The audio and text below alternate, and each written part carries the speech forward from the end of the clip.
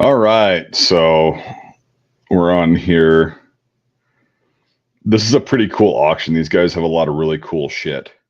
Of course, they're supposed to be starting right now, but there's always a couple minute delay because they're. Oh, no, there's not. We've started. Okay.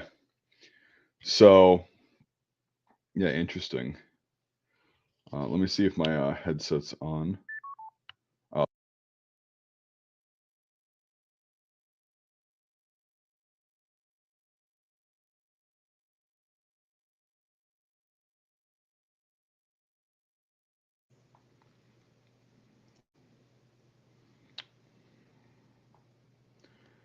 Jesus.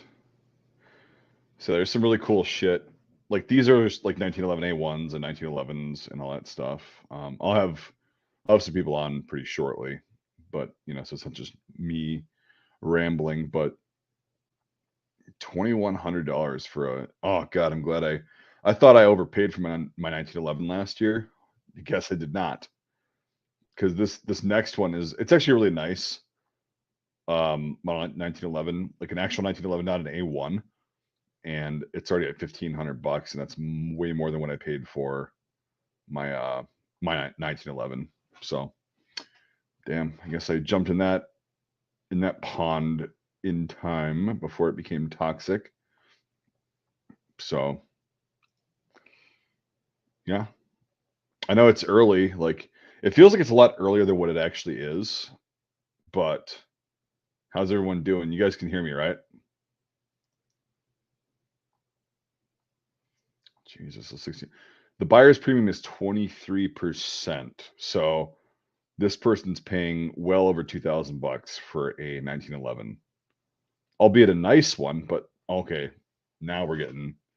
Yep, here we go. 2 world wars. Good God.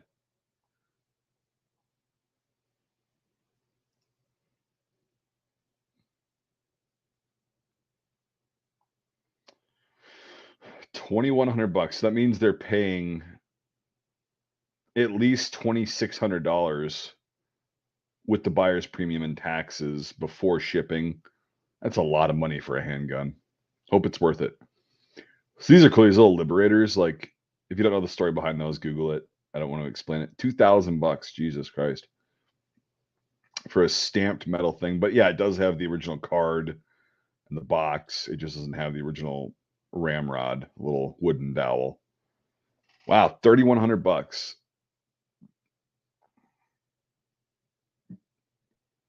Damn.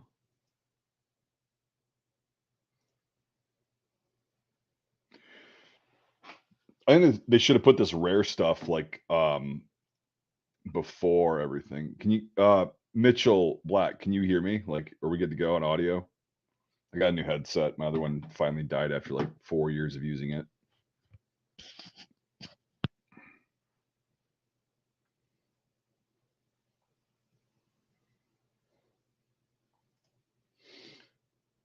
$4,000.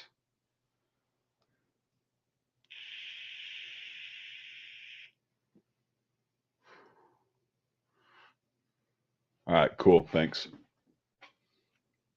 Yeah, like I said, I'll be getting some other people in here pretty soon. They're just kind of waking up too. But yeah, that's insane. $4,100. So they're paying like $5,000 for a fucking Liberator, but I guess it's history. So Winchester M1, which I have, also glad. Oh my god, $3,000. Whoa, this is gonna be a hell of an auction. This is gonna be one hell of an auction. Damn.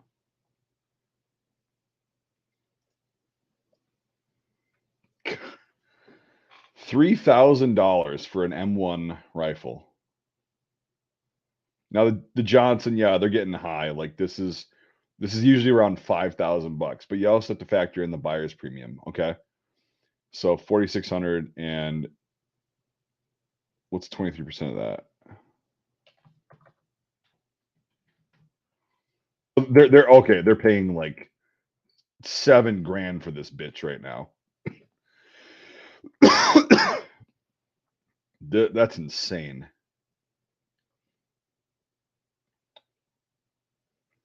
God. Yeah, this is no longer like a fun kind of hobby to get into. This is just like who has the most money, and the boomers are always going to win.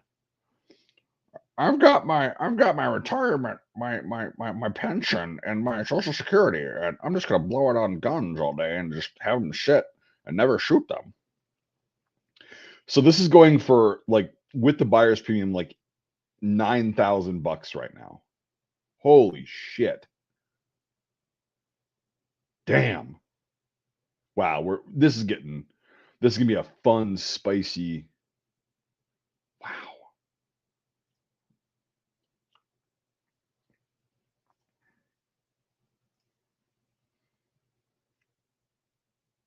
Yeah.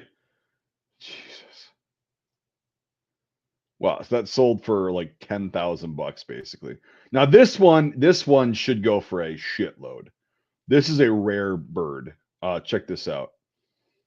So it's a Remington Model 10A trench gun. Look at that wood heat shield on there. That's amazing.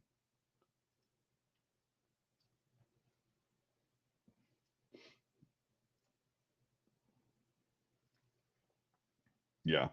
This is a rare beast, and it's going for $3,800. But the Johnson, which they made a shitload of, is going for 10 grand basically. And this thing is just, oh, I guess we could do 6 grand.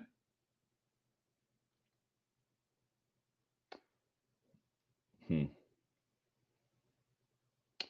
Very interesting.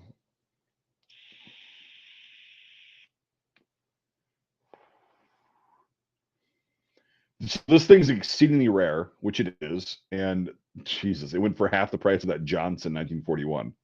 Like, what are we doing here? 1,050, so you're paying almost $1,300 for a regular M1 rifle. Let's see if there's anything special about this. 1955. Holy shit, man.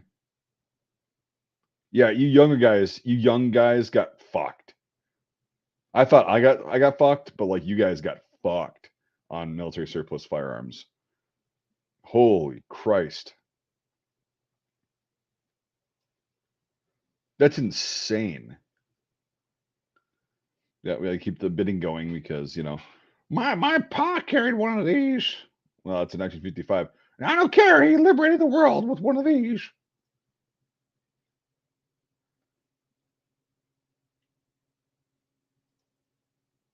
Good God. And we're still going.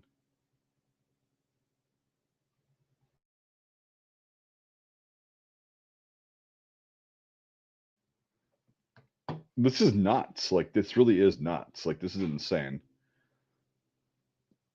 A 1955 dated M1 is going for over $1,500 with the buyer's premium. Jesus Christ. Okay, so manufactured 1942, no import marks. Well, no shit. Blah blah blah. Oh yeah, because it's World War II dated. This will go for 2 grand, right? Right. This has got to be 2 grand. Yep. Here we go. Check this out.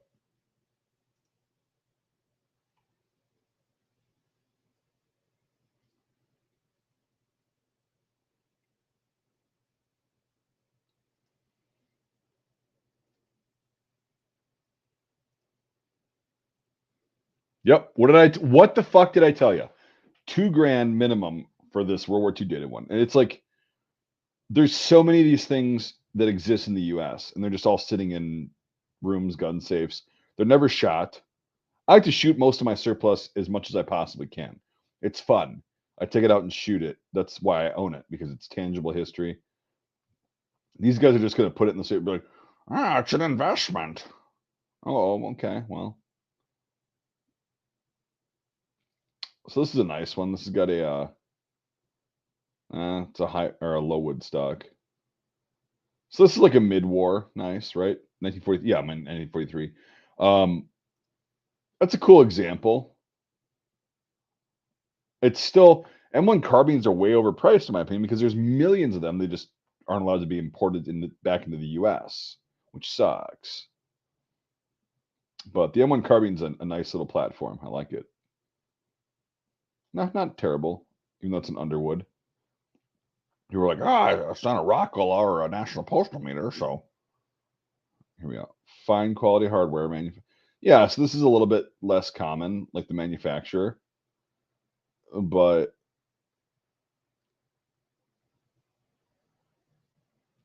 yeah, and this has got another low wood stock on it.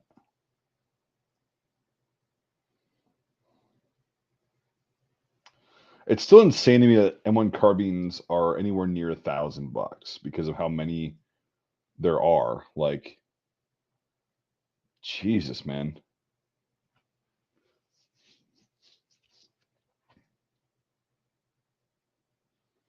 $1,350. Mm-hmm. God. So that went for like basically $1,600.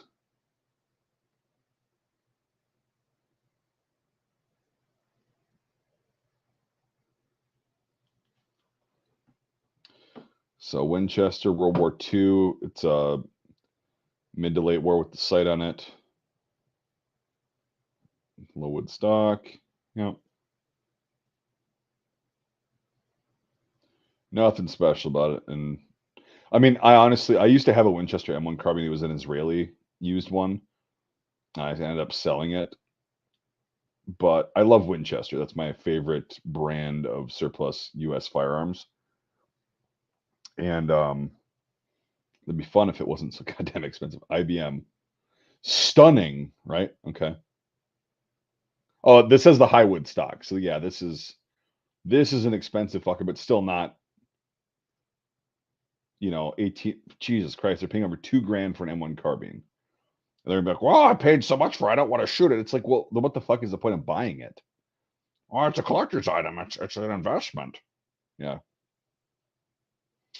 Now this would be something that I would fucking love. An early Winchester. Look at that. Nice high wood on it. God. If I ever had fuck you money, this would be something that I would bid on. But since I don't, and most people don't, yeah, 1450. That's actually not terrible in today's market. I'm not saying it's not terrible because whatever. Okay, here we go. This would be something that if I had fuck you money, I would bid on. Because yeah, it's got a lot of cool features on it.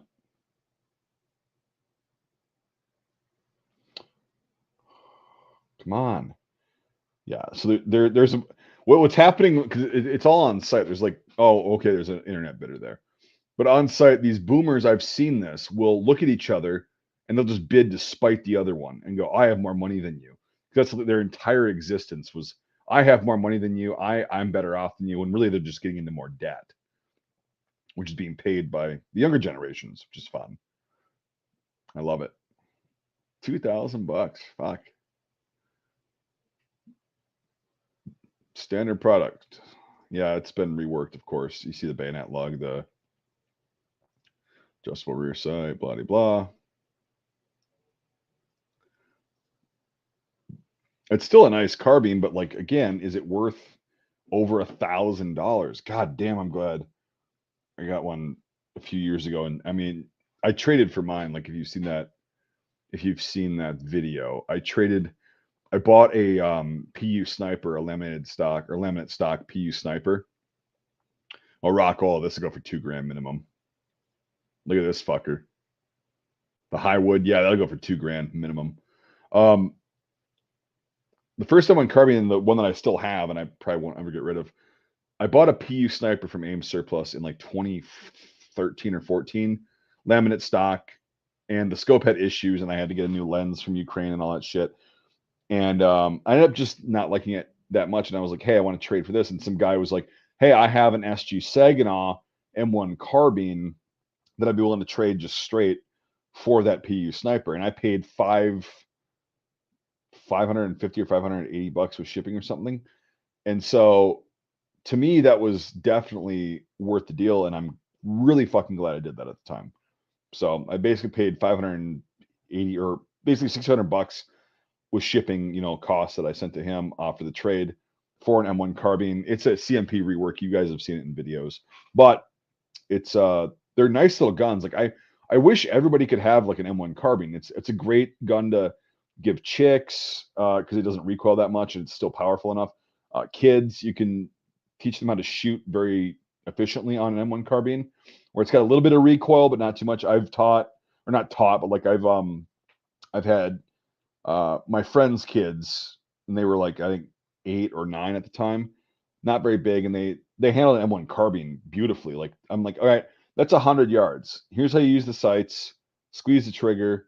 It's not going to kick much, and they were hitting steel. They were slapping steel at 100 yards, standing up at 100, at the range. So it's a great little rifle to teach a lot of people how to shoot on initially. So excellent. How is this $5,500? High wood.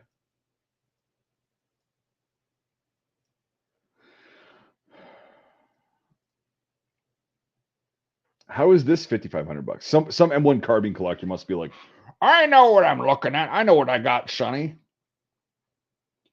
No fucking way in hell would I pay that much for a fucking M1 carbine, unless I was just some ridiculous collector. Even 975 is too much. Yeah, $1,000 for a standard products. Look at this. I mean, it's an average M1 carbine, not refurbished.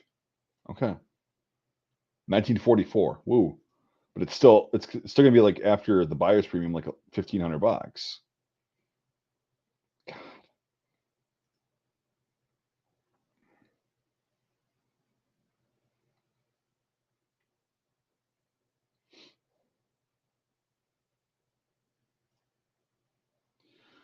Jeez, man.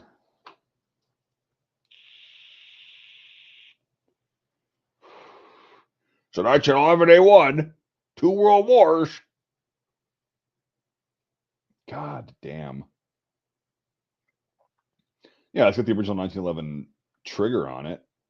Definitely an upgraded one, but like 2000, over 2000. Like this is gonna be like 24 to $2,500 for a fucking 1911.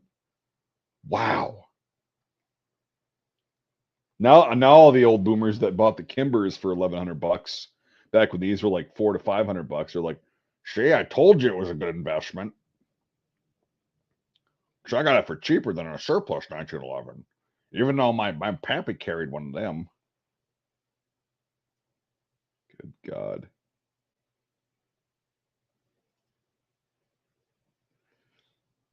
I mean, this is insane. So, okay, 1911.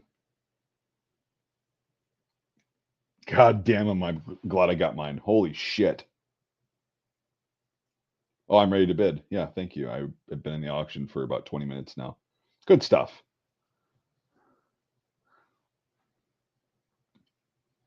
God.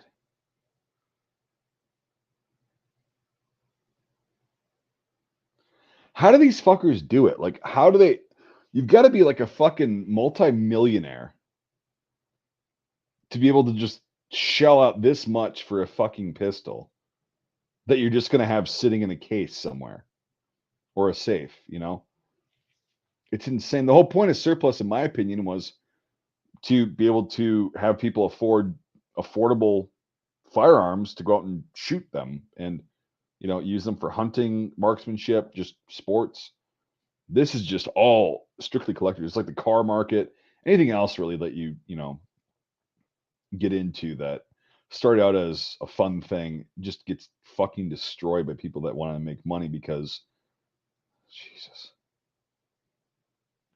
2,800, fucking over $3,000 for 1911. Wow. I should just sell my entire collection and fucking buy an island, and you'll never have to see my fat ass again. That would be great. Jesus Christ.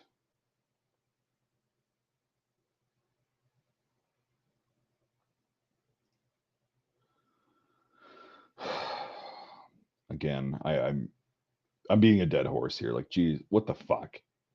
It's a 1911. It's a fucking brick. It holds 8 rounds with one in the tube. It's not that fun to shoot for myself. It's gotta have it though. Gotta have it.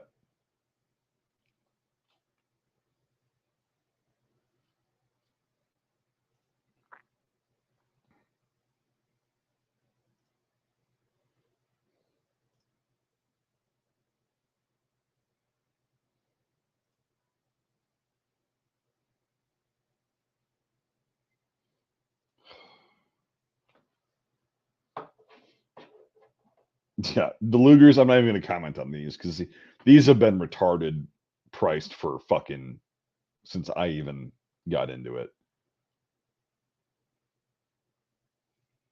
It's knuckin' futz. They're not that good of a pistol. It's just all about the collection, the collection, and the collection. Okay, well, you're not gonna be able to sell your collection until you're fucking dead, and your family just goes, "Hey, let's get milestone auctions to auction off all your shit so we can take the money." It's like, what is the point of that? Did you actually go out and enjoy shooting this thing? Did you actually have fun with it, or did you just sit in a safe or whatever?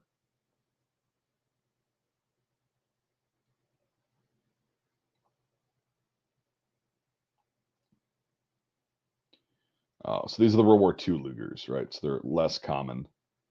Okay, still, like, what are we doing here?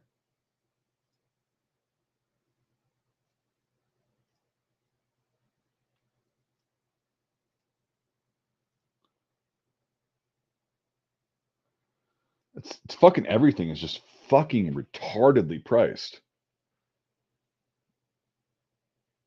Because again, for you guys that just got on, the buyer's premium for this auction is 23%. So on top of the sold for price, tack on 23% plus applicable taxes and the FFL transfer, unless you or whatever, and shipping. And if you get a CNR, like, okay, you don't have to pay the transfer fee, but it's like, Jesus Christ, man. All these auction houses, like, I will call them out, they overcharge the fuck out of shipping. Like something that cost me $10 to ship, they charge $40 to ship, and I'm like, why?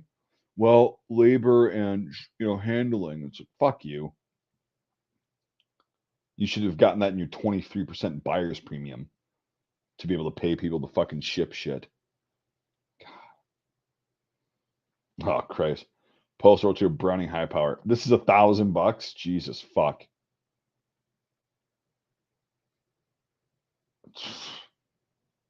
And we just keep going.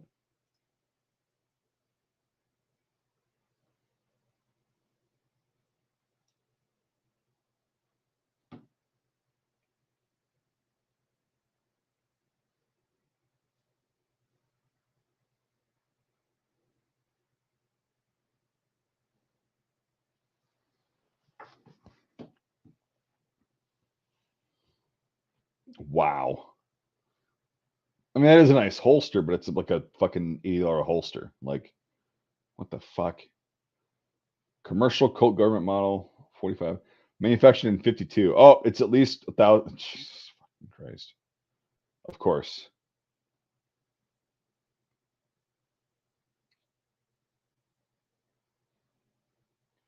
I mean, look at this shit. This is insane.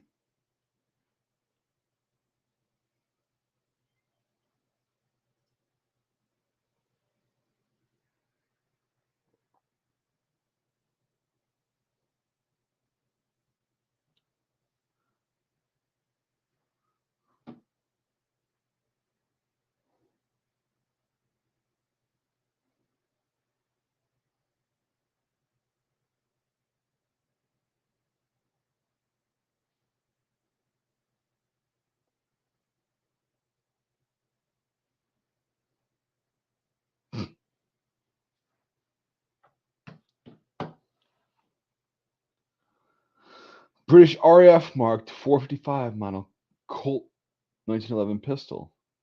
Okay.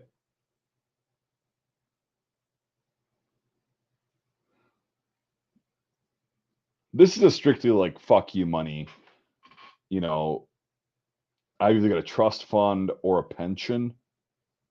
Auction. There's no fucking way I'm bidding on anything.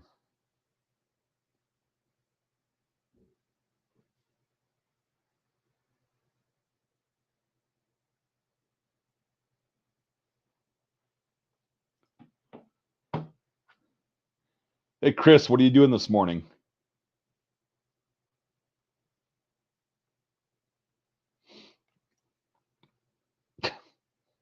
$19.15. C prefix commercial Colt government model 45. Well, this got to bring at least 2,500 asking price. Fucking, it's got to, because it is.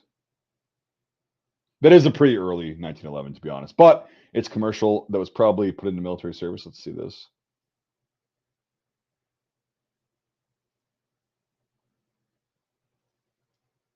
Yeah, it might have been marked U.S. property, but yeah, probably just a commercial pistol. 1950. Yeah, so they got their 25. Not asking price, not sold price, but they've got it with the buyer's premium.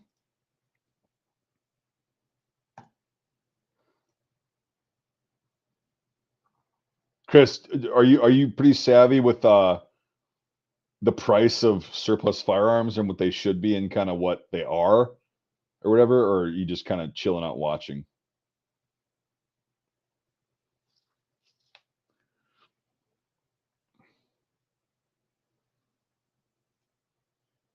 Commercial. Oh, it's in 763 Luger, yeah. And they're still bidding over $1,000 for a commercial fucking DWM. Oh fuck. We got to fucking I can't authenticate these things. If I had one of my acquaintances on, he probably could, but it looks like a Russian capture that was outfitted with the ZF-41. Who knows? But that'll go for like 5 fucking grand. Even though it might be a fucking post-war build, like just somebody in their garage.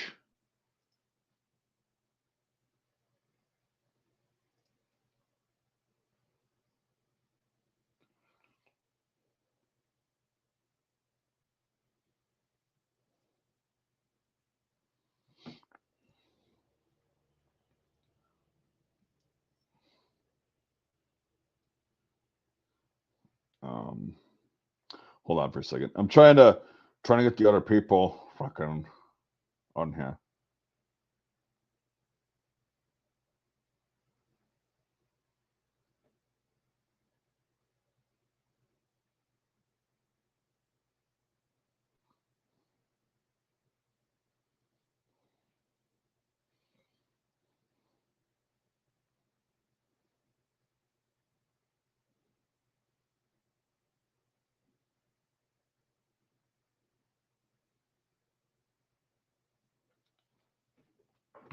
Okay, so this will go for 5 grand minimum. Watch this. Watch this. Yep, 28.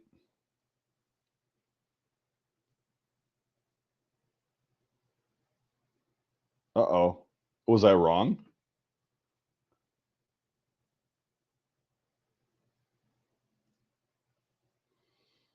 Oh, they're talking it up. That's why there's this huge pause. They're talking this. Oh, yep, 3,000. Here we go. Watch these things get bid up.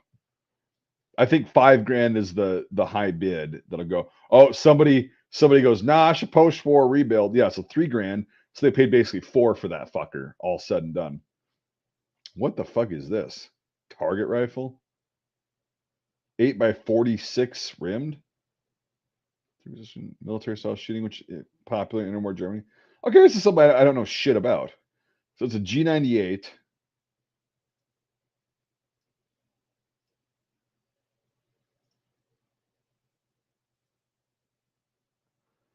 Oh, nice. That's kind of cool, actually. It's like 825. I'm sure if it was a military use Gewehr 90 or Gewehr 98, it would be like fucking $1,500.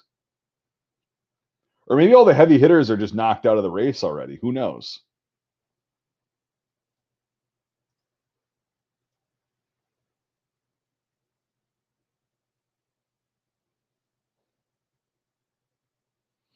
This is kind of cool, the wire cutter. The wire wrapped the wire cutter. Jesus.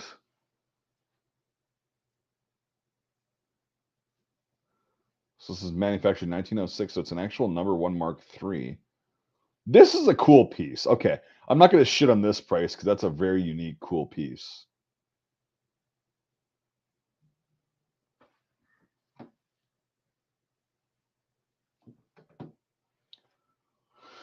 All right.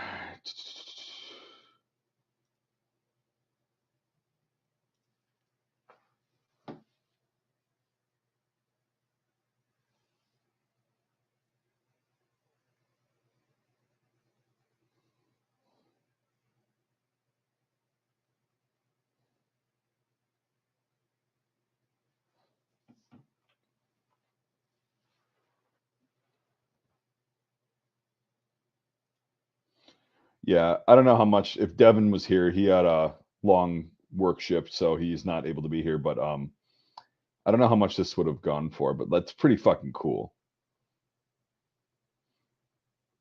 Asian theater paint. What the fuck? So this is Savage number 4.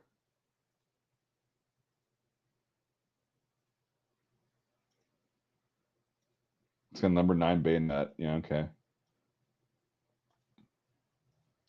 Where's this Asian theater paint?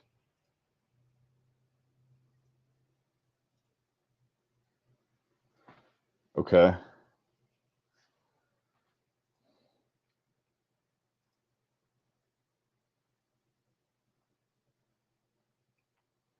Fuck, there's so much shit coming up.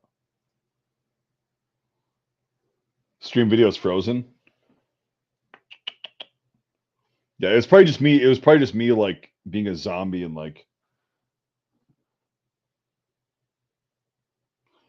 hold on really quick.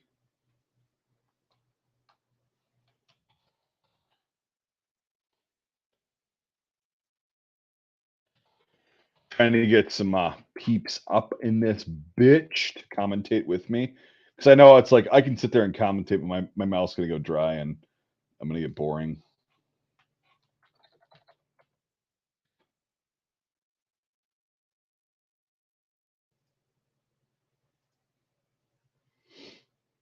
But mind you, it'll be worth staying because got a couple really cool people coming on to just commentate on this shit and fucking insane. These prices on this auction are going for, I mean, this is high shit. And unfortunately that determines the market a lot of times. So type 44 cav carbine. Okay, we went right up to 700 after 450. I'm like, yeah, it's actually not a bad price. But 700 in today's value, this isn't that bad of a price either. It's still getting up there though. It's like fucking wow.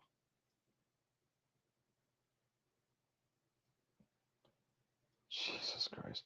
820. So yeah, we're like at $1,300 right now. Yep. Absolutely.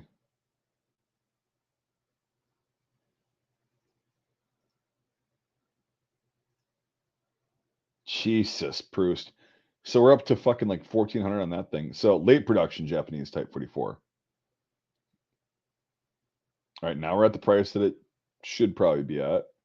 And now we're getting, yeah, we're getting stupid. Don't get more stupider.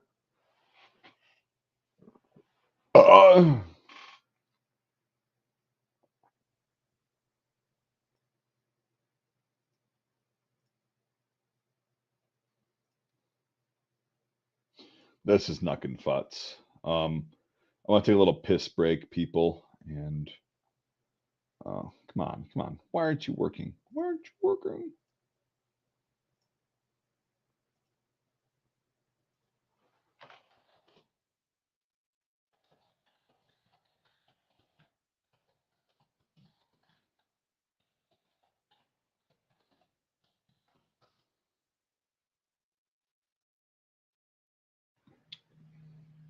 Oh shit. Yeah. Again, this is another one. If I had fuck you money, this is one that I would actually bid on. These are fucking awesome rifles. And they're really hard to get. I had a professor in college who was from Greece, and he's like, he was talking a little bit about the firearm market, and he's like, "Yeah, if I knew that the Mannlicher Schonauer 1903 was such a big thing, I would have bought a warehouse full of them and brought them to the U.S. I could pay for it, my house and everything." But a 1909 for $500, actually not terrible. Okay, so there is hope for this auction. So all the heavy hitters probably came out real quick, and then now we're getting to the shit where they're like, "Oh, I don't care." Oh shit! I spoke too soon. 525. Yeah, you're getting up there. This is like a $400 to $600 rifle. That's about it. Okay, not terrible, but not good. Cone hammer, broom handle pistol. Ooh, look at this. Well, I'm solo carried one of those. That's literally the only reason. I actually sold mine a while back because it was so uncomfortable for me to shoot. It was painful to shoot because the fucking hammer bite was just awful. It was terrible. And I tried to shoot it. I tried to enjoy it. It's just not fucking fun to shoot.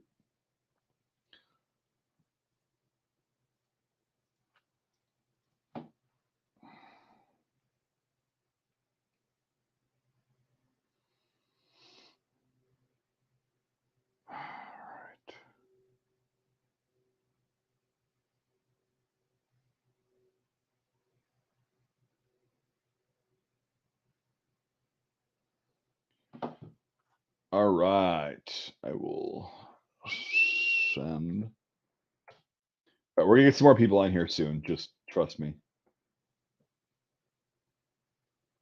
It'll be okay. I'm gonna take a quick piss break while they're getting on now.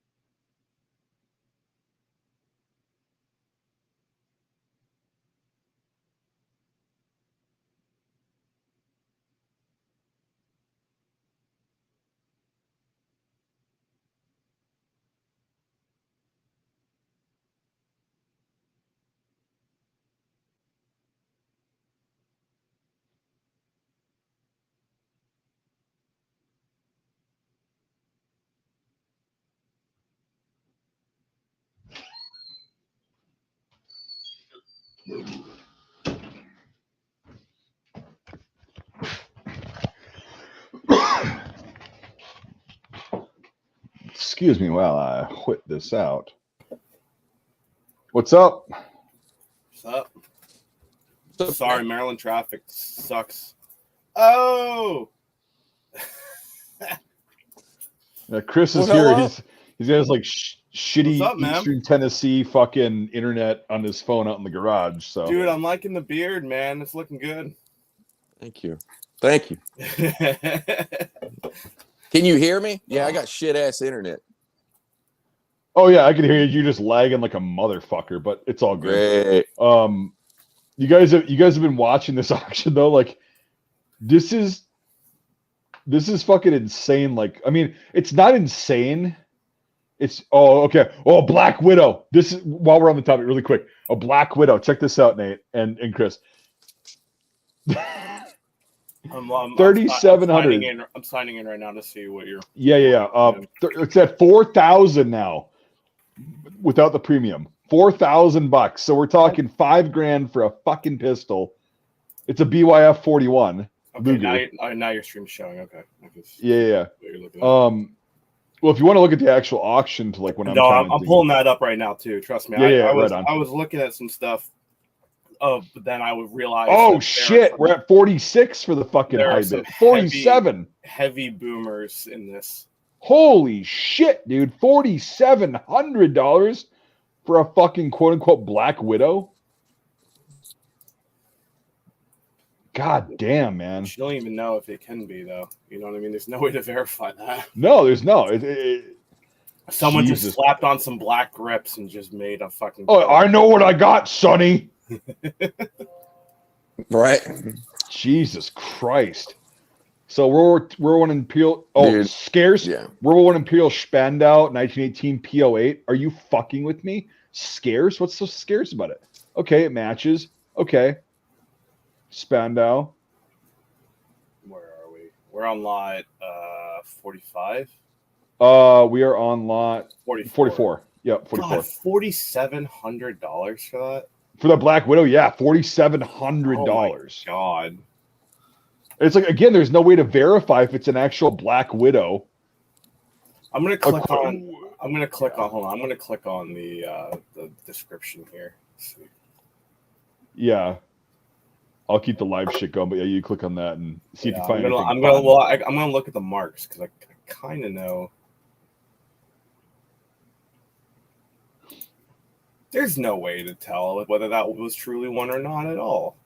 Right. Sight unseen, but hey, if you get that fuck you money.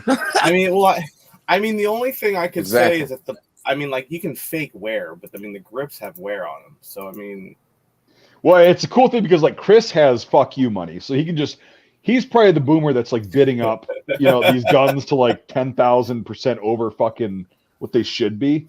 So that's why he's sitting there going, "Oh wow, man!" Like, ugh. Yeah, I've seen that crap, man.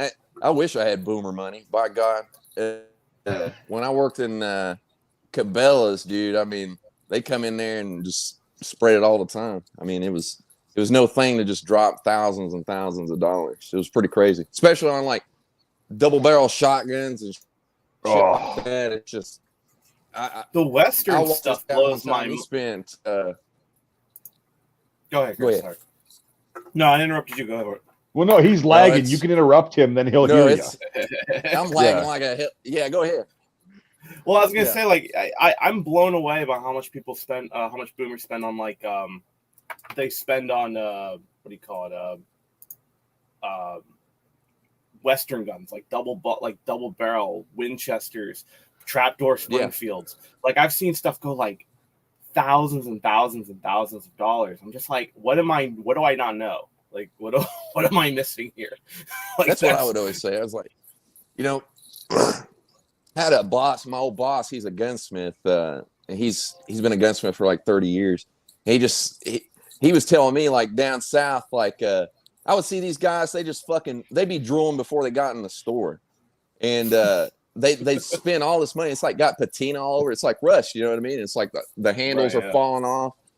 Like, I seen this guy buy an 1873 Winchester, and man, it was in shit shape. He spent, I can't remember exactly how much he spent. I think it was like $5,000 or something. Jesus. And I was like, dude, you're stupid, bro. Like, Mike was telling me that out west, like what we would drool over down here, it's like nothing. The condition out west for firearms is just excellent. The collectors stuff they got out there is like excellent stuff. They would laugh at shit we pay thousands of dollars for. And so we're getting ripped too. Yeah. It just like yeah. It's nuts. It's nuts to see like the stuff that comes out of the West, because it's different. Here on in the East Coast, it's like if it survives and it's got a little bit of rust and pin on it, it's like, I don't care, let's go for it. You know, I'll pay whatever for it. But like I've seen stuff out in the West where it's like it doesn't even look like it's aged today. Right, there's no humidity. Exactly. Yeah, and it's just like boom, done. And it's just like, oh, okay, cool. Like you can, like, I have buddies out in like Arizona and like Oklahoma, and they'll go out and they'll go get stuff and like Western guns for nothing. But then here it's like you go to PA and I'm like, I'm sitting in an auction and it's like, oh, a 1902 Winchester, like fucking like $900, $1,000, $1,500. It's like, and they're just going up and up and up. And I went to an auction with those just for ammo, and almost all the guys were over 55. Oh yeah. And about a quarter of them were in walkers and like wheelchairs, and they're just bidding on bicentennial Winchester ammo, just fucking going hard. And I'm sitting there and like an M1 bayonet comes on, and I'm like $10, and the guy's like sold because no one wanted it, but they all want this like collector grade tins of 22 ammo, and I don't understand it. I've been cussed out over collector's edition boxes at my job before. I was like, dude, who gives a shit? It's just a damn box of 22 shells. And I took some old ammunition. I can't remember what it was. Old shotgun shells to a gun show, and this guy came up to me. It's just this big old guy, and he's like, hey, how much you want for that box of shells? I was like, God, dude, like $5. And he was like, all right, I'll be right back. And he turned around and he walked off. I guess he went and talked to his dad or something. He came back and he's like, all right, here you go. He handed me $5. He grabbed the box. He dumped the ammo out. And I was like, bro, don't you want the ammunition? And he was like, no, I just wanted the box, bro. Yeah. What the fuck? Oh yeah, like, they go hard on those tins. Yeah. What the fuck? Like, take the ammo. Dude, like, I met some of the weirdest motherfuckers. I was shows are insane. I was waiting for you to say that he then tried to haggle you down to like $3 or something. That's what I was waiting for. Yeah, how about 2? Yeah, it's like fucking $5, man. You spend less on a Coke and a candy bar. I'm gonna reply a couple super chats really quick from Lance Cobra veteran. Had it Enfield labeled U.S. government property. Yeah, it's a Savage. So Savage made a bunch of these number 4 Mark 1 stars for the Lend-Lease program in World War II for the British before Navy Luger. Sorry. Yeah. We'll get there. So there's a lot of them floating around. They're cool, but they're still number 4 Mark 1 star, which if anything happens to that rail, it's a very finicky system. So the ones that made number 4 Mark 1 stars were Long Branch in Canada and Savage in, I forgot where the fuck they were in the US, but like they made them and they were still making them after we got involved. And they were like, yeah, we want these back after the war. And it never happened. So it's funny. And then same guy, went to qualify with my security company at the range, had to wait for a bunch of guys shooting antiques. Supervisor said, bet half their money is ammo. Yeah. Well, unless you, even if you do reload, like it's fun to shoot antique rifles. Like, I've got a Martini Henry and a Beaumont Vitale 71-77, which I need to fucking shoot again. But like, I mean, you spend a lot on ammo if you buy it, but if you can actually reload, and like I made all my cases from getting a different caliber and all that shit. There's a lot of process to it. If you reload, you got to anneal the cases, trim them correctly, blah blah blah. Get the dies that are $200 fucking dollars a set. But no, it's actually fun shooting these really old centerfire, cartridge rifles. That it's a centerfire black powder cartridge though. That's the thing, is like it's really weird. They handle so much differently, and it's pretty fun to shoot them. But yeah, it's still like seeing those guys out there 2 rounds a minute. It's like, well, yeah, if you're busting, $5 a round, I guess. But dude, these Lugers are like, I am blown away. Just the amount of money for these Lugers. I know there's some Lugers that are really worth it, but right. 5-6 years ago, I saw these same Lugers for $800. Yeah. It's like, and they're like, well, I get these comments all the time on my channel, like, we got to factor in for inflation. I'm like, no. This beats the shit out of inflation. Boomer inflation. This is what we boomer inflation. Yeah, boomflation. Boomflation. And it's like, so this one is a 1939 S42, so Mauser or whatever, marked PO8. Okay. Cool pistol. Why is this 2100 fucking? Well, they made less of them in the Second World War because the P38 came out. Yeah, I understand that. I just don't understand the infatuation with German sidearms and the generation born in 1946 to 1972. That's interesting. It blows my mind. Anyone with the born in that age gap's just like, they'll just go. And right, and it's like I don't understand. What are you buying it for? Like, if you want to actually shoot it, like we were talking Nate earlier, like be like Hunter S. Thompson to get an artillery Luger. Yeah, that's got some fucking distance on it, Well, that video we were sharing the other day, yeah, like I just don't understand the infatuation of, like, I get it, they're pretty, they're very unique, I understand that, like, I get the infatuation with it, I just don't. 3,100, like, what am I missing here? Yeah, what are we doing here? Like, it's got 2 matched magazines with it, so it's the original. It was never fucking used, never fired, only dropped once, literally. Yeah. All right, all these fucking faggots that make shit. Well, whatever. All these people that make these comments. I just thought we were talking. Like, I just, whatever. I know. But anyway, I know where's the bullshit, man? He's used to Scuttlebutt, where I can cover him when he's recording. Correct. So he's in default mode. You're talking about South Park type, right? Yeah. But anyway, all these people are like, oh, fucking, the French never fired, only dropped once. It's like that Luger, that the PO8 was never fired and only dropped once, or never dropped because it was never carried. And that's a German fire. Okay, here we go again. Another Mauser 42 code, 1940 dated PO8 Luger ring. Oh, and it's got a Luftwaffe, like a natural brown holster. This has got to go for at least $3,000. I mean, right? I get the infatuation of buying lots and going, it's going to get harder to find these things because, blah, blah, blah, blah, blah. I understand that, but it's what the 3,200? Like, that's incredible. Oh yeah. It's Bro, like, yeah. Again, and they're not going to shoot it. They're just going to let it sit there. Oh, it's an investment. It's like, dude, if you buy surplus, go out and fucking shoot it. It's fun as hell. It can't. The thing is that's kind of terrifying to think about is that this investment can't.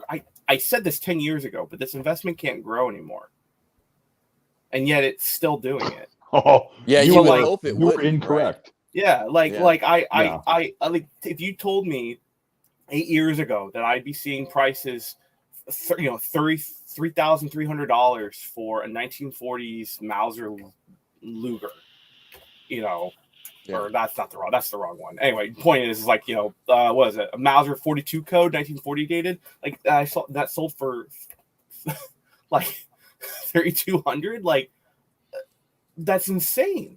And then if you think about it, let's see, okay, it was bought by an internet bidder. So then they're paying X amount of percentage. Then they're paying for shipping. Then they're paying for FFL transfer. Like, that's got to be at least $5,000. That's what I'm saying is like the 23% buyer's premium plus applicable taxes, like if you're in the same state or if your state charges whatever. And even if you have a CNR, right? The shipping, they're gonna fucking destroy you on shipping. They're gonna charge you $40 to ship a handgun. And it's like, well, you can ship a handgun for $10. You literally can. Like, it's not that I'm like crapping on someone that someone has the money. It's just like, I just look at that and go, that's not worth fucking $5,000. Well, it's worth whatever somebody wants to pay for it. Yeah, I know. That's what Brian says all the time. Exactly. I know. Yep. And I can't counter that. Because there are some things I've paid stupid money for that just because I think it's because all three of us, like, we got into the hobby at the very end of, before people started it wasn't like total collectors thing. It was like you could still get a fucking 9130 for $80. You could still do all that shit, and like, yeah, it's fun. We got at the very ass end of this very whole ass thing. end of it. Yeah, The very ass end. Yep. And it was fun because it's like, yeah, I'll get a 9130. I'll go out and I'll shoot all fucking weekend. I'll get a crate of ammo for $160. You can spend under $300 for a Mosin and a weekend of fun. Oh, weeks of fun. It's amazing. Like my first Mauser was a VZ-24 I got from AIM Surplus. I was completely fucking hammered when I bought it in 2010. But like I was like, well, this seems like a good idea. Well, I bought that. I might as well buy a crate of fucking Romanian light ball ammo. And it was I shot the fuck out of that thing. And it was $200 for that VZ-24. And I'm like, that's how it should be. Like $200 for an amazing rifle. The thing's accurate as shit, easy to handle. Chews up every kind of ammo that I put in it. And it was $200. And now VZ-24s are $500, $600, $700. I'm like, that's not affordable to people. It'll be very interesting to see what everything else is going to be. I mean, like I was tuning in while I was stuck in stupid Maryland traffic. Oh my god. You were stuck in Maryland traffic. That's not good, Brad. It wasn't that bad. That's not good. My accent was not that bad on that part. Okay, it wasn't, but I have to fucking do it because you're from the fucking swamp state. But like. It'll be very interesting to see once we get off Lugers what this is going to be like because you can't judge the market on German sidearms. You can't because that's always been inflated. Always. Yeah, and it's weird. It's like P38s were not that bad until very recently, from what I've seen. Yeah. And now it's like, holy fuck! Like a standard. I wish I had done that, but I never did. Now I'm like, I don't want to pay that money for that.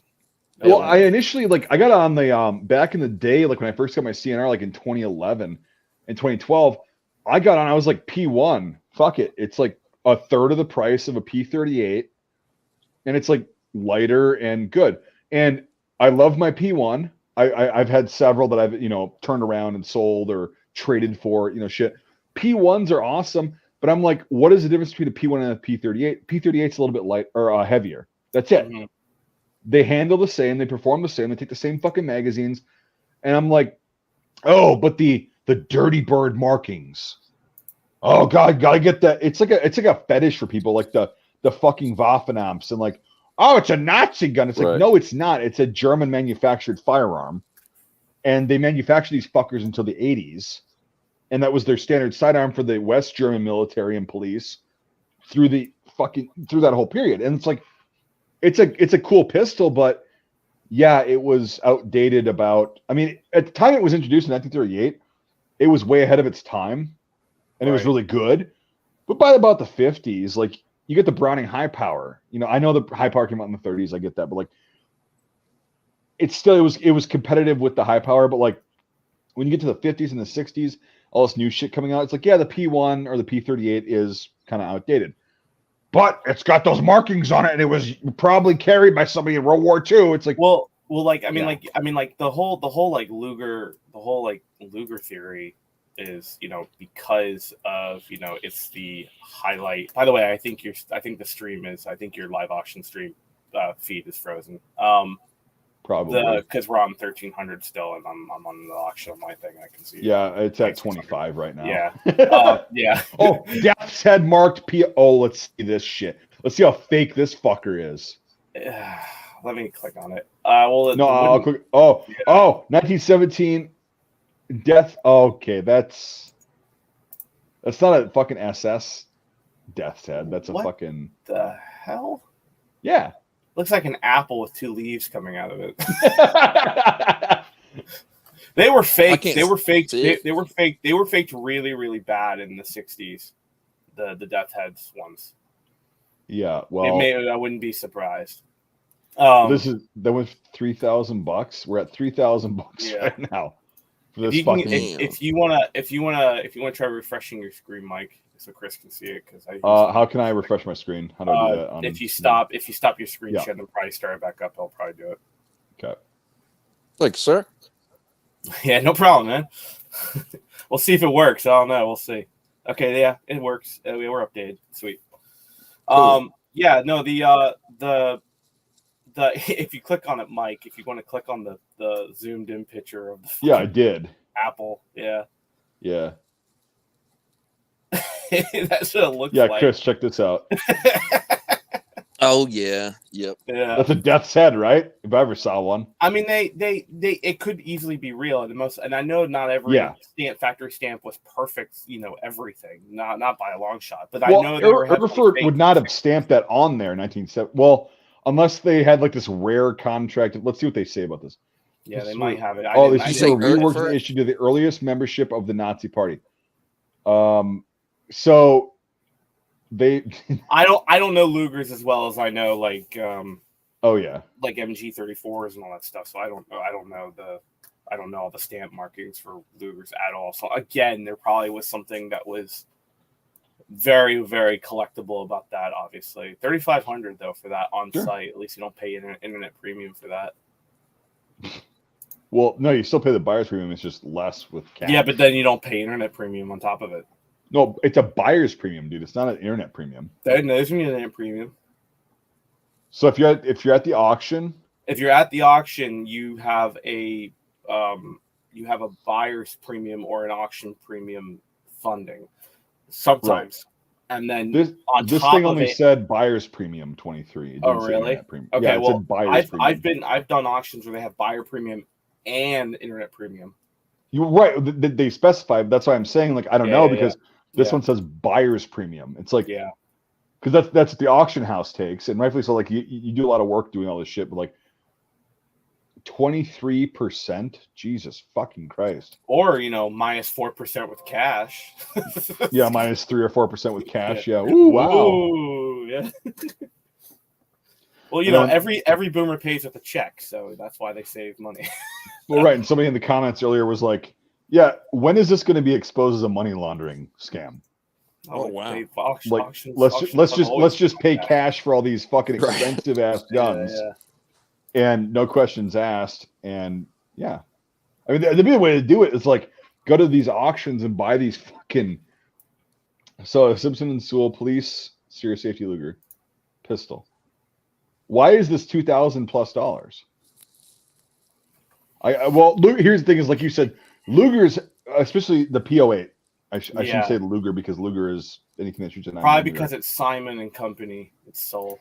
But like these things have been, even when I started getting into it, these things have been fucking coveted. And I got my fucking shitty 1916 DWM like shooter grade P08. I got it for like $600 a couple years ago. And it's like I just wanted an example just to have. Yeah. It's not a great pistol. It's really not.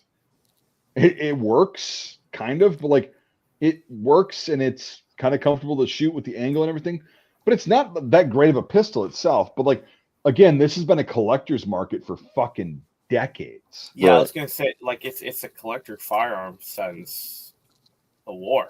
Well, World War II. I mean, the thing is, like, can you imagine being a guy, like, you go, I want to set up my great grandchildren's retirement funds, and I'm going to grab all these PO8s in World War I, and you just stack them deep and fucking. I knew a guy who did that in the 70s, and he had literally a room full of every single Luger he could ever find, because back then they were worth like nothing in comparison to what they are now.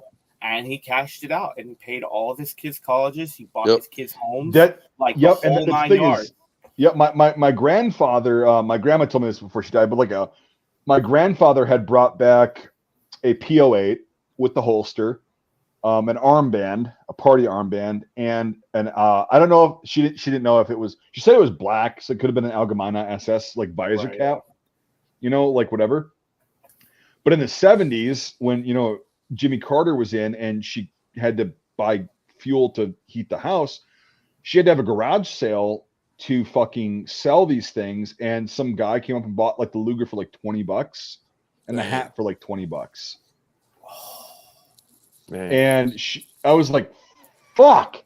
But she's like, yeah, but it was feeding and heating the house or whatever, or keep the stuff that I don't, because my grandfather left her a couple years before that. So it was like, she goes, yeah, I didn't have a choice. I was like, God damn it, even as a kid.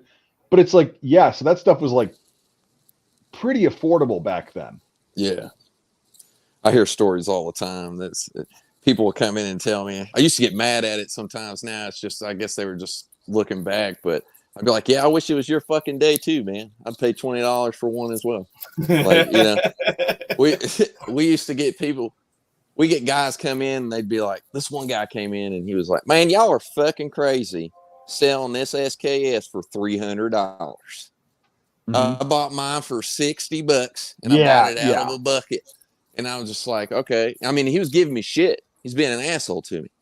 And I mean, that was just the price of them. I couldn't help it. I don't make the fucking prices in the store. Right. And he was like, I said, well, I'll tell you what.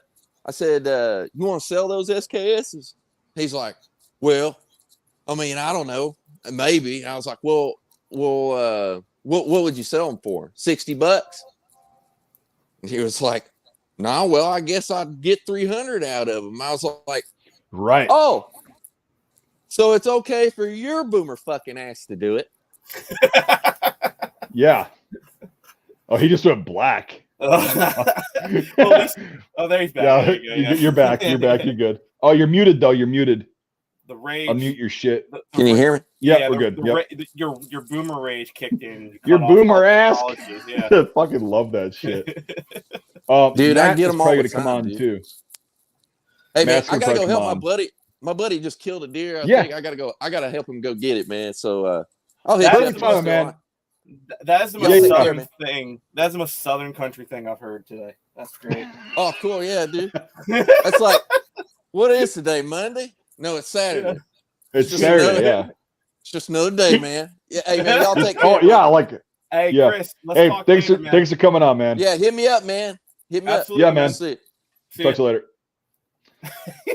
I love Chris. God, yeah, fuck. That's great. Deep South. Good shit. But Matt from Funbusters is probably going to be on. I just sent him the link, so. Oh, sick. Okay. He'll be on. Oh, fucking the sun is at a perfect angle where it's like blinding you. Yeah, that's just why underneath the monitor. That's why I live in a dungeon, so I don't have to deal with You see this? It's like you see that little stream? That's why I have gamer skin. It's because I live in this basement that is called my workspace. Well, dude, speaking of like gamer skin, like I go out the first part of spring, right? After I'm like translucent white, and then I'll get burned really bad one day out in the sun because I'm out there like doing the garden and getting the trees, like fruit trees ready and everything. I'll get burned really bad and I'll get tan a little bit. And then it doesn't matter how much I burn the rest of the season or tan. That's it. Like the first burn is how tan I am the rest of the fucking year. I wish I had that problem. When I used to go sailing a lot, I would get like really badly burned, and then that would be kind of my MO. But now that I'm like older, it's like I go. Yeah, but you get tan, right? You get tan. I get burned. And no, but like after your burn is gone, like you get tan after that. Yeah, I don't. But see, I'll just stay the same. It's funny. My dad will turn like he'll look. It's so funny. He tans so dark. He almost looks like Greek, and he's not. It's like it's insane. And then I get tan, but I don't get nearly the same shade of dark. I'll tan up, but I'll still look. So this is it for this year. Yeah, this is it. Like I've been out in the sun a lot, and I'll get I'll get sun and it'll be red, and then I'll wake up and it'll be the same fucking shade that it was. It's like insane. It's fucking sun. It's right there. Oh, it's like a sheet of aluminum sitting there. Your camera froze, but I can. It's right. The beam's like right on your eye. It's so funny. You see this? No, you're still frozen on me. Of course. Man, you gotta get that Maryland internet. I know it's better than it used to be, but nah, Starlink's all right. It works. It works. It's better than the last one, dude. We're still capping on like over $1,800 per Luger. I'm looking. I just took. It's fucking nuts, man. I'm kind of blinded to it now. Although I did. Oh no, there's some Lugers that went for $1,000. That's not bad. Yeah, but buyer's premium, like, well, no, those haven't been. Oh yeah. Yeah. Oh wait, no. Sorry, no, those have not gone. Sorry, my bad. Sorry.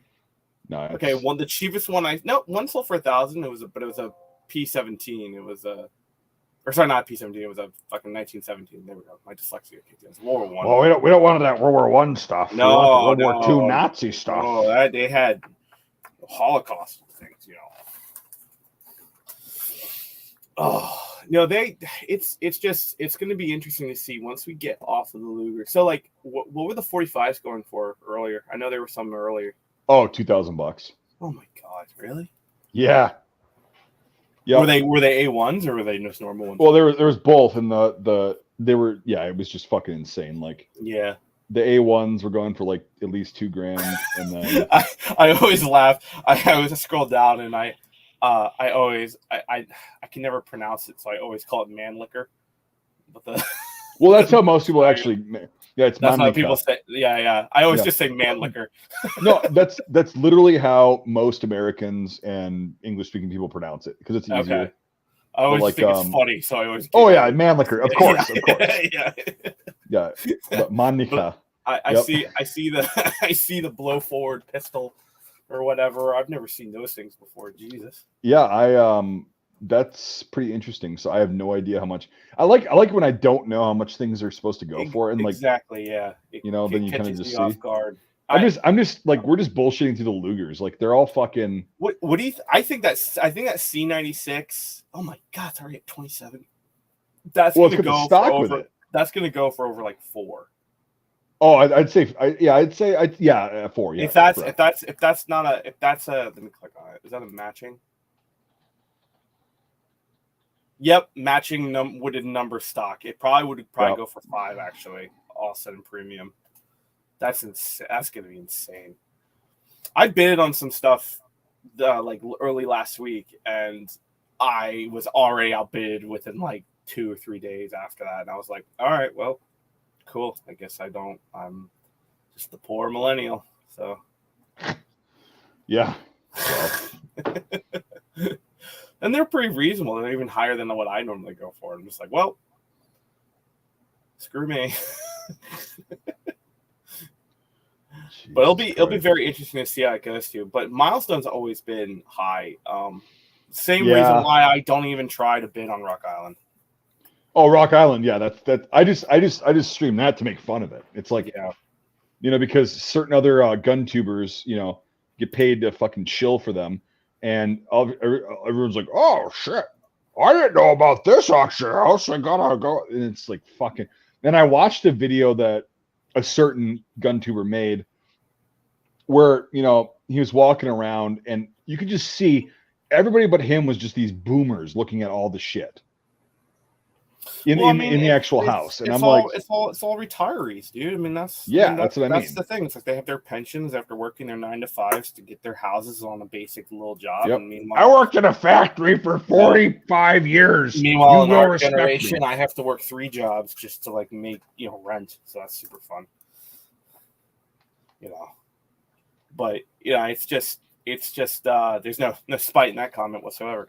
But my point is that it's insane to see. Granted, you earn your money, spend what you want. I'm not gonna slight you for that. I'm just fucking bitter that the fact that that the prices. I mean, like I get it. The whole combination of things. It's not just the boomers. That's not a boomer hater by any means. I just like to rag on them. The thing is that you combined there's a bunch of things. There's the politics that go with guns now, all the importation laws, which not the same like they were in the 70s. The demand of guns is higher. The demand of interest is higher. The economy is a small factor of that. And then you also have the whole mantra of, I know what it's worth, son. I know what I paid for it 5 years ago, and I want to make a profit on what I paid. So as the prices keep climbing higher, it's just going to keep getting higher and higher to match the purchase price of that. So it'll be really interesting to see if the market continues to climb over the next 5 to 10 years. I was wrong. Oh, I think it will. It probably will climb even higher. Which here's the thing: is I always hear how many people can do that though. So it's like but here's the thing: is like demand that comes with that. Everybody says, "Oh, when the boomers die, the guns get cheap." It's like, no, they fucking won't. No, they won't. The internet exists. Yeah, that's the problem. Once the internet exists, and that's the other thing I forgot to mention, is that once the internet became a thing, super a trade, and a method of trading and buying and purchasing, that goes up. I mean, you know, mom and pop stores sold what they thought was reasonable, what would sell. Now they know what will sell, so they demand that much. And yes, so exactly. That's the problem, is that, you know, I can go to my local gun store, and what used to be a $200 rifle 10 years ago is now a $500-$600 rifle, because that's what people pay online. So, like, I understand. It's the times have changed. The cheap surplus is gone, but it's really, really, really, I won't say depressing. It's just sad that now it's a pay to get. It's a pay to play. Yeah, pay to play. It's a collector's hobby now. It's not like an actual like fun community where you can, like, you know, because back in the day, like, most gun owners looked down on people that bought surplus. They were like, oh, why would you need that commie junk or that German junk, that old shit from the Second World War? And I'm like, hey, you keep thinking that. Like, I love it. It's fucking awesome. I've killed a lot of deer with surplus guns. But now it's like, oh, well. And I watched it after, like, I've made a lot of videos on this, and it's going to be redundant, but like, to the newer subscribers and viewers, like, in 2012, in December, after Sandy Hook happened, you know, and, you know, Obama was like, yeah, we're gonna take all the assault rifles, and we're gonna limit the amount of rounds you can have in the magazine, and blah blah blah. People, like, because the internet existed, and like more people were on social media then than they were in 2008 when he got elected, and there was still like a fucking, you know, panic shit in 2008, but like it wasn't as bad. So more people are on the internet in 2012. Here's sorry to interrupt you. Let's go ahead and watch this. I want to know what this goes for. I think you're right about 4. I've always wanted one, but they were so expensive even by the time I was even able to buy them, like, legally. It's Austrian proofed, yeah. Yeah. Oh my god, 3,700. Oh no, this will go for 4 at least, I think. Yeah. 38. I said 4, right? Yeah. I said over 4 on the bid. On the bid, yeah. There we go. We're at 39, and the high bid's right here. It's not. This is what I would have to bid. So 39. Come on, just get up to 4, it is right? at 39, not 4 yet. Come on. Yeah. Oh, cheap. You cheap. you lost it by 100. Oh God. But let's see. Okay, hold on. I'm curious. What's the premium? It's 23%. Is that what it is? Let me move all my fucking caffeine cans here. What is it? It's 20. Is it 23%? Is that what it was? 22% plus whatever. Yeah. Let's see. Hello, shaved head. Looking to the side. They're paying almost $920 extra just in premium. Yeah, in the buyer's premium. Yeah. So it was like 4,800 before. Matt, do you have the auction up? No. Can you send me the link? Yeah. And what item was this that they paid that much in premium? Oh, we're just getting into it. Broomhandle. Austrian proofed, 1915 dated. Yes. Wow. We got plenty of options for this shit. This is a pretty cool auction, but like shit's going for insane amounts of money. It's a ridiculous amount of money. Yeah, Nate, this is Matt. Hi, Matt. This is Nate. Hi. Oh. Austrian proofed. This is a pretty interesting auction, though. You weren't lying. No, it's got a lot of really cool shit. They passed on the Mannlicher. Oh, that sucks. I wonder why. Wild Bill Kelly identified Colt Commando. Yeah, this will be fun. Major General Wild Bill Kelly. He's an Air Force general. Oh my god. Yeah. Okay, so what the fuck did he do? So in Italy with the 450, blah blah blah, B-24. It's not even a cool revolver. Right, and it's like, so he was a fucking ball turret gunner in Italy in World War II, and like he owned this pistol. It's already going for 1,500. Like you buy the gun, not the story. Like that's right. That's the thing. I hate it when people go, "Oh, you know, it's." I don't know. So this is a Smith & Wesson 1917 going for $1,300. Holy fuck! But it's the General Wild Bill's moon. Oh wait, no, we're not on that one yet. No, we're not on that one yet. But like, Oh, Jesus. yeah. Oh, yeah. So this one, now you're on General Wild Bill. Yeah. The Colt Wild Commando, Killer. which is such a like junky revolver. yeah, it's just like it might work. It's okay. There's a billion of them out there. Yeah. Fuck, like, so 1,500. They're going to talk this one up. Yep. Uh-oh, That's exactly yeah. what they're doing. Yep. They're going to talk this one up and be like, well, Major General Wild Bill Kelly carried this in a ball turret to B-24, even though he bought it post-war, most likely. Oh, wow. They're not going for any more. I guess the boomers are running out of money on site. Oh, bid removed. No, I didn't mean to bid on that. Yeah. Oh, no, that was just a spasm. Yeah. An OSS Commando stiletto with flapper scabbard. Is there anything like that you guys want that's coming up? No, dude. This shit is. I mean, even if you did want it, it's so overpriced. I could tell you what my dream would be, but there's nothing within my budget and on the way the prices have already at. I was eyeballing that G41, but that's already all the way up there. Is it a G41W or M? I think M. I'll double check. Let me double check. So it's got the bolt on it? It's a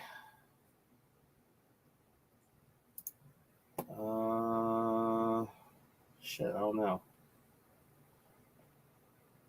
It's DUV 43 code G41.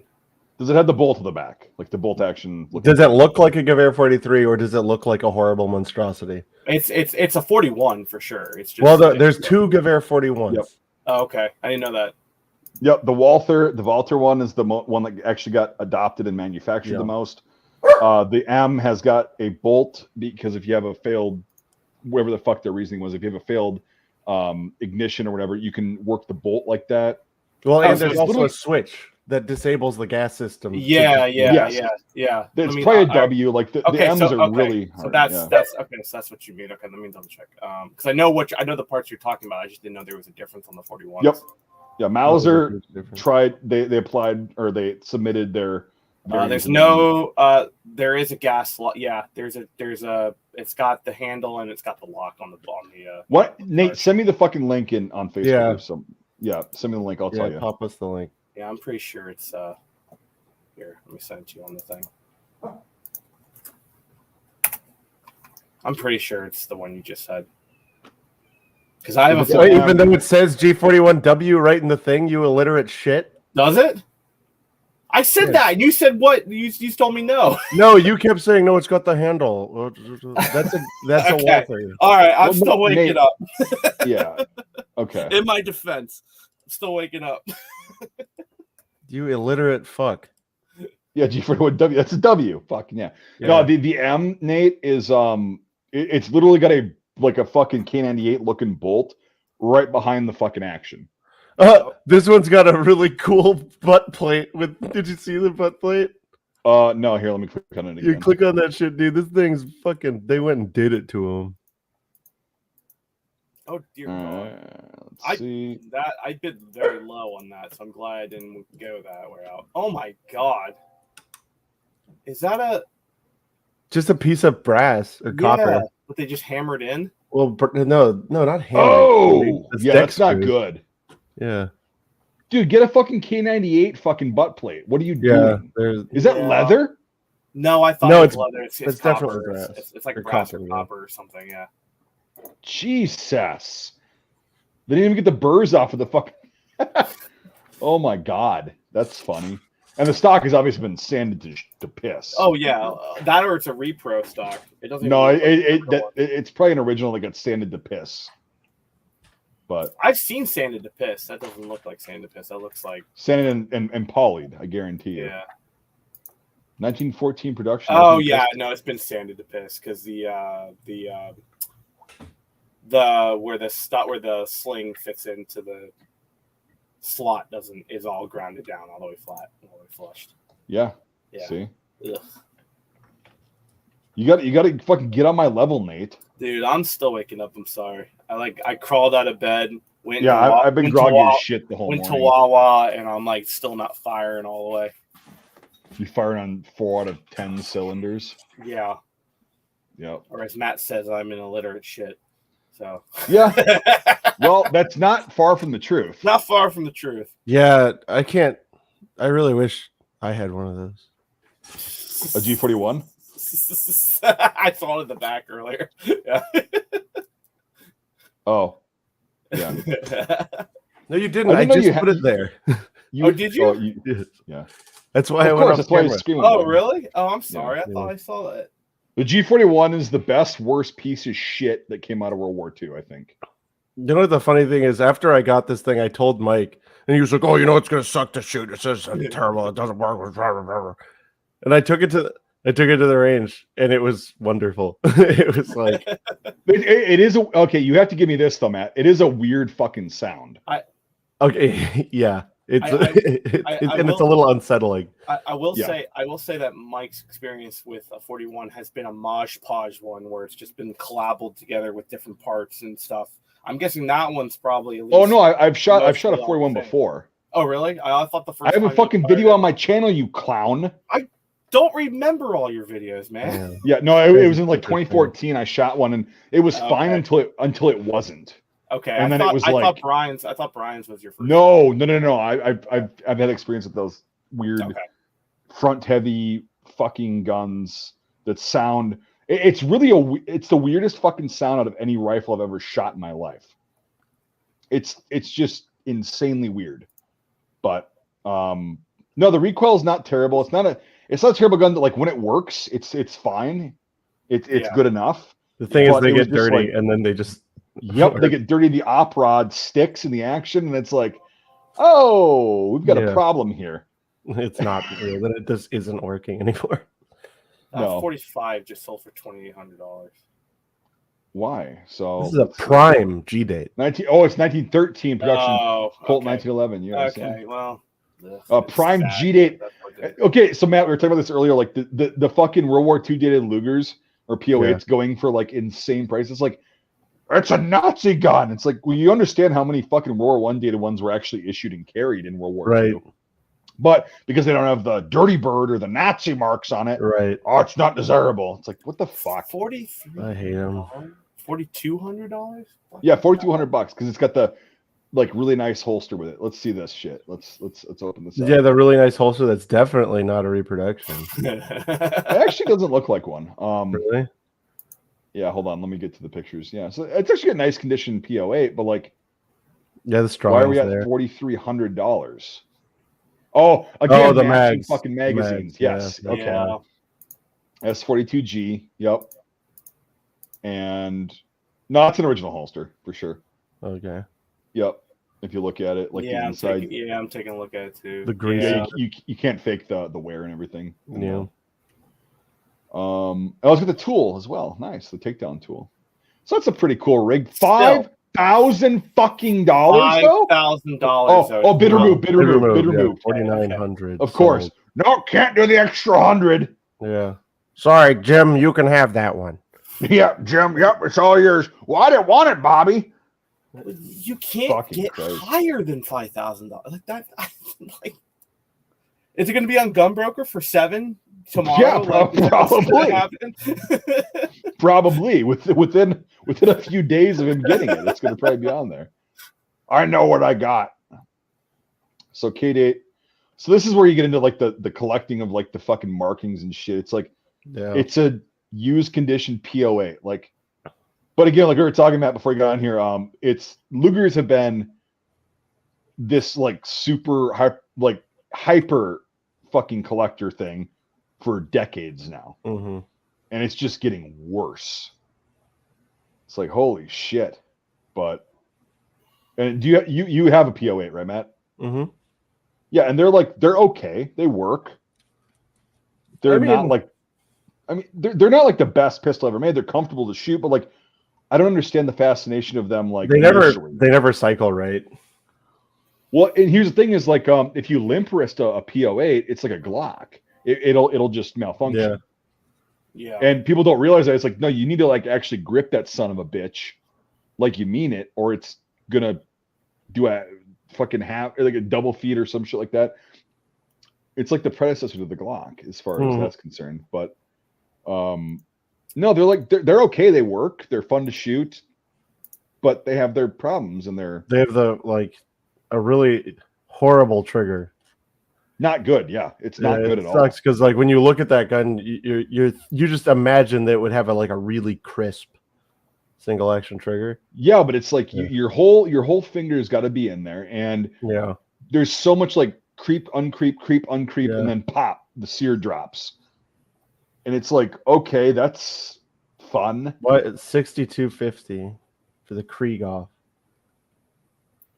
There's no. It's a Luftwaffe. What am I missing here? Well, here, I'm not even looking at the pictures. So look at the SVT 9,000 pistols, total production from 1936 to Jesus Christ. Yeah, no. So this is just Luger cork sniffers. Oh, for sure. Luger cork sniffers. Yeah, this is Jesus. I mean, Nate, is this guy you were telling us about earlier that like bought all these fucking POAs? I don't know, man. Like now his shit's getting auctioned off. He's like, I'll pay for my entire grandkids. I was gonna say, like my God, like I don't. He sold his like almost 10 years ago. He cashed out on the market 10 years ago, and he thought he was winning for that. Well, he did. Yeah, 100%. Oh yeah, considering I think he paid like maybe less than $200 for each one at the time. Yeah, like it's just insane. But I mean, I wish we were. We've got PPKs and PPs coming up. Oh my God, that's gonna be fun.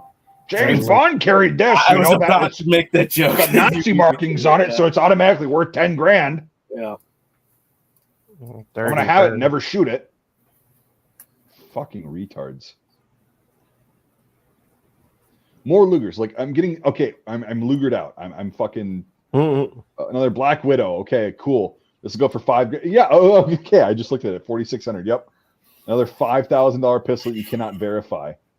But it's got the grips. Yeah. It's got well, shit. I'll put black plastic grips on mine and fucking doctor the markings up a bit and sell it for $5,000. That'll be a good return. I can buy 2 or 3 shooter grade ones out of that. Jesus Christ. $5,000. Oh, we're at 5,250 now. I didn't get the first one, so I'm gonna make goddamn sure I get this one. Why did it jump up like? Oh, Jim woke up. Jim woke up. I haven't been to a live auction. He yelled out the bid 5,500. Just right. I haven't been to a live auction in like 10 years because of that fact. I literally watched boomers like look me in the eyes and just bid for the sake of making me pay more, and I'm like, go fuck yourself. Yeah, I know why it's jumping so much. It's because the bid jump is $250 per bid. Oh, for sure, yeah. Once you get to a certain point, yeah. Fucking hell. Oh, Portuguese. I like the Portuguese one. That's what the cool. fuck is this? I actually don't know about these. It's in 30. Yeah, but so like, did they have a contract or what happened? Those are cool. And of course, nobody's bidding on it because even though it's way more interesting and rare, it's not. It's not the Hitler one. Yeah. Oh wait, here we. Oh Jesus Christ! Did that? They heard me. They have the stream up right now. They're going, "Oh, Mike B stream says it's worth it." No, he didn't say that. Just said it's interesting. So, it's interesting. Well, got a bid on it. Watch them change the title to interesting. Now, I doubt any of my viewers have the fucking dosh to afford a fucking $5,000, even a $3,000 pistol. All right, guys, prove him wrong. Hit the bid. Yeah. Proof of purchase. Milestone emails me like, "Hey, we'd like to offer you a sponsorship as long as you do this shit whenever we have an auction." Early code S. Krieghoff for the Luftwaffe, and this is going for more than that Portuguese one. That's fucking insane. Luftwaffles. Matt, do you know I've actually met Luftwaffe several times in real life? Really? He's real. And I know who you're talking about. Yeah. Well, you never seen the meme? The Luftwaffe's meme? Yes, I don't remember. I've seen him once or twice. I've never met him personally. Well, I've met him, and there's a very funny story I have. I'm looking through this whole thing, trying to find any guns that I would even remotely bid on. Well, they're like primo collector, like niche fucking, you know. Yeah, no, like the Winchester 81-1, you know, November production, kissed by Bertha on the line, who only worked on Thursdays. Yep. Yep.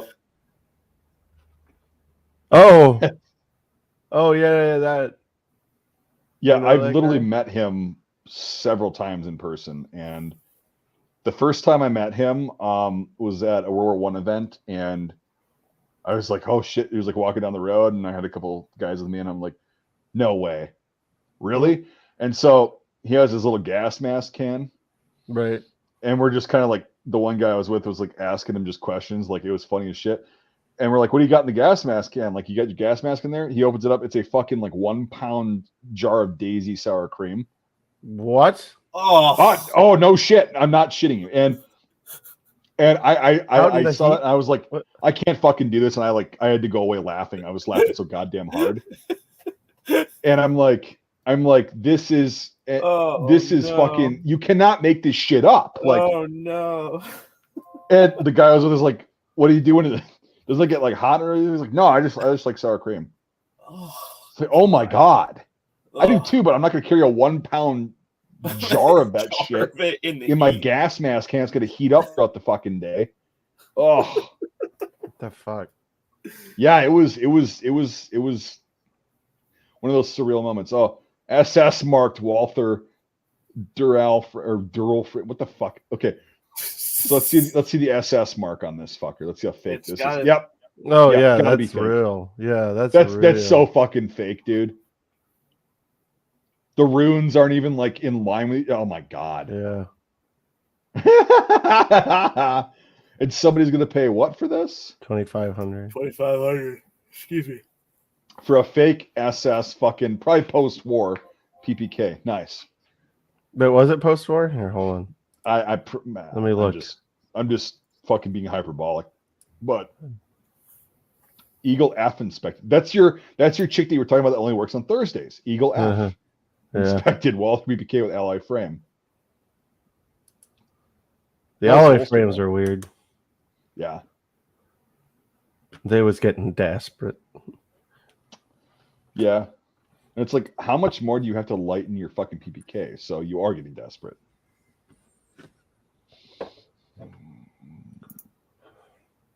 I love the Mauser HSC though. Like, it's always a fucking awesome design. So this thing is. It's always a 400 what? now. It's like, it's just always cool. Like, I like this design, and just they never have the appeal of the PPK because James Bond didn't carry it.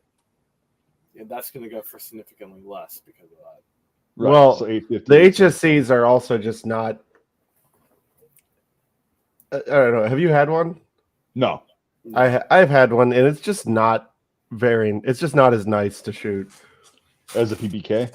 Yeah, but not that these people would ever shoot any gun. Well, of course, yeah, of course, yeah. They just look cool, and I think wasn't that kind of like Mauser's answer? Because I know Mauser and Walter were like, they were really in competition during World War II for design and all that shit. Wasn't this kind of their answer, or am I way off on that? I think it was. Yeah, I could be wrong, but like, the cool thing about the HSC is the shrouded hammer. It's really slick. Yeah. But it's also kind of like, why?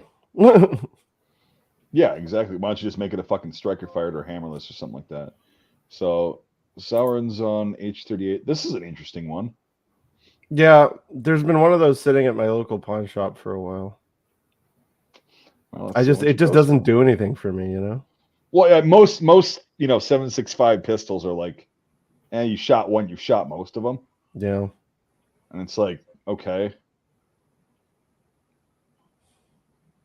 Like, I shot my Dreiser 1907. And I'm like, this is cool. It's weird, but it's like the most different. I really want one of those. They're okay. Like, the grip is so goddamn short for my hands. Like, it's insane. Yeah. I have a feeling it would be the same thing with mine too, but They're really, Right. I don't know. They seem really, really cool to me.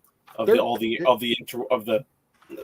interwar design. They're pre-war. But, yeah, like it works. It puts rounds on target where you're aiming. Like I haven't had a malfunction with it, but it's just weird, you know. What's a weird interwar kind of design pistol that you've experienced, Mike? Like off the top of your head, that's just like, what the fuck kind of engineering is this? But it works. I haven't shot a lot of them. I've handled some. I think I don't know. They're not. Well, what the fuck? Oh, okay, never mind. There is one. I forgot what the fuck it was. 1922. I think that's what it was. You lagged out on the name. What is it? The FN model 1922. Oh yeah, I've got one of those. Yeah, that one's weird, correct, Matt? It doesn't feel right. Yeah. Yeah, it's just weird. I didn't shoot it, of course, but like it seemed like just weird. And the Germans used that a lot in the Second World War as a sidearm. Yes, they did. Yeah. But then the Astras. Yeah, and the Astras too. Like that's kind of like that's the early 20s when Astra like started really going big, and then FN started going big on that kind of weird. I forgot what was weird about it because it's been like 2 years since I've fucked around with one, but like I remember it was weird and I just didn't understand it.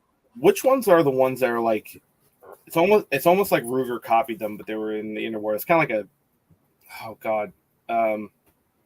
it was like a pistol. It's almost like cylindrical and it's got that's the Astra. Is that the Astra? I thought the Astra 22 was like a little sidearm like pocket pistol. No, the Astra's no. That's I'm talking about the 600. Yeah. The 600, maybe that's what I'm thinking of. Are you thinking specifically of a 22 though? I am speaking of I am thinking of the Astra 600. I typed in Astra 22, and there is an Astra like 22 like. Well, Astra made an everything. Yeah. Yeah. Yes. Yeah. The Astra 600 is exactly what I was thinking. Thank you. I couldn't remember which one it was. Yeah, that's I've actually never fucked around with one. Yeah. So.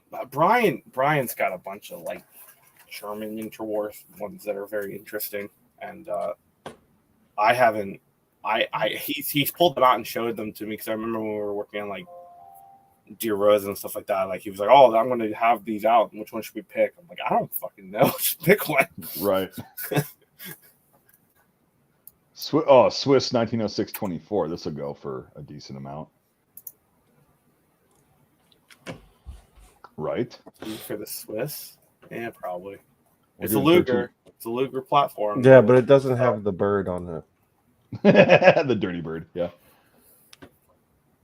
These are like $2,000 pistols usually. Oh, funny enough, there's an Astra coming up right now. That's funny.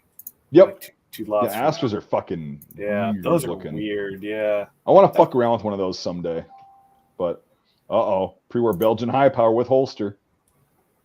Doesn't have a dirty bird though. Yep. Otherwise, well, it's got the fucking the adjustable sights though.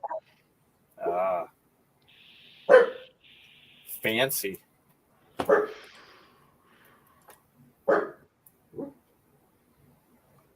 Jesus.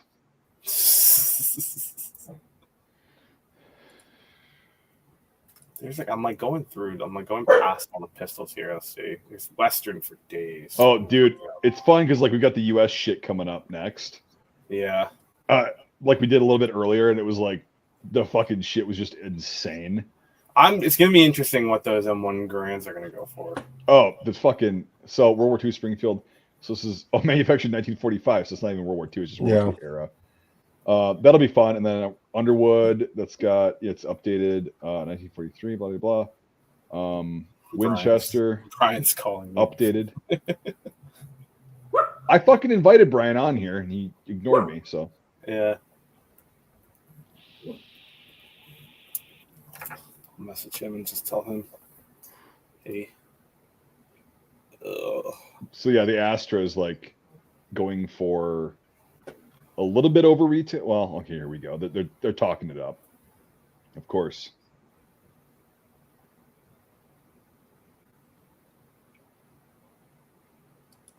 It's a weird looking pistol, though. Jesus.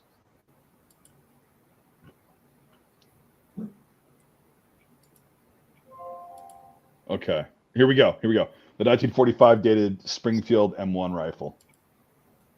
$11.50, $12.50. Fucking Christ! I wish we had audio for this to like hear what they're saying. Like, Jim, you got it. Got it, Jim. 12. We're at $13.50 now. Woo! Get it, Jim. 100. Get it, Jim. $13.50. I'm not going to let these millennial punks outbid me. Yeah, I'll show them by paying all my money. Well, all their money. It's all our money. Right. You know, we're paying into Social Security. So tax. Yeah, they're like, you get good luck when you get to my age, guys. Yeah, I don't care. I got mine. Yeah, got mine. $14.50. So this is going to go for about $1,500 now. God. So $2,000 for a fucking like. What year was that? 1945. It's not even. Oh, God. A nice Underwood. This will go for $1,200, right? Because fucking insane. What are the other M1s going? Let's see what the other years are. 43. That one should go pretty well. Watch, like a 43 will be less. A 45, just someone had a. No. The boomers were sitting there. They were drooling the whole time. They had to like change their drool cups out and like fucking. Oh, the M1s are coming up. My papa carried one of these when he stormed Normandy. That's His true. dad was like a fucking clerk that never left England. Yeah, it's really funny though. I mean, it's an Underwood, but the M1 carbines for a while were like $1,500, even Underwoods. Like I was going to gun shows for a while, and then most M1 carbines were like $1,500 to $1,800 for a while. Jesus, yeah. I mean, I don't know why they've gone down. So we got a fucking Lowood Winchester made in 43, very common. A Lowood like post-war refurb, $1,100 fucking dollars. So it's like $1,400 with the fucking buyer's premium. You got to be shitting me. It'll be more than that. Well, 23 is $230 on 1,000. So yeah. Oh really? Oh. I can do math. Yeah. Northeast educational system, brother. We're at $1,250. Like, Jesus Christ, man. That's about average market price. But yeah, $1,500 for a fucking post-war Korean War modified. Christ. Yeah. So, this is the 43 one that you were talking about. Let's see what this goes for. Let's see if it's got any of the. No, it's been refurbed so many times. So, $1,100. It's at least $2,000. My pappy carried one of these.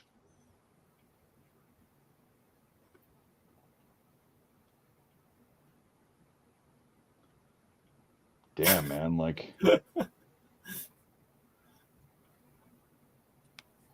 And can I get one more bid? Just one more. $1,500. One more. Ooh, there you go. Definitely did. Yep. God.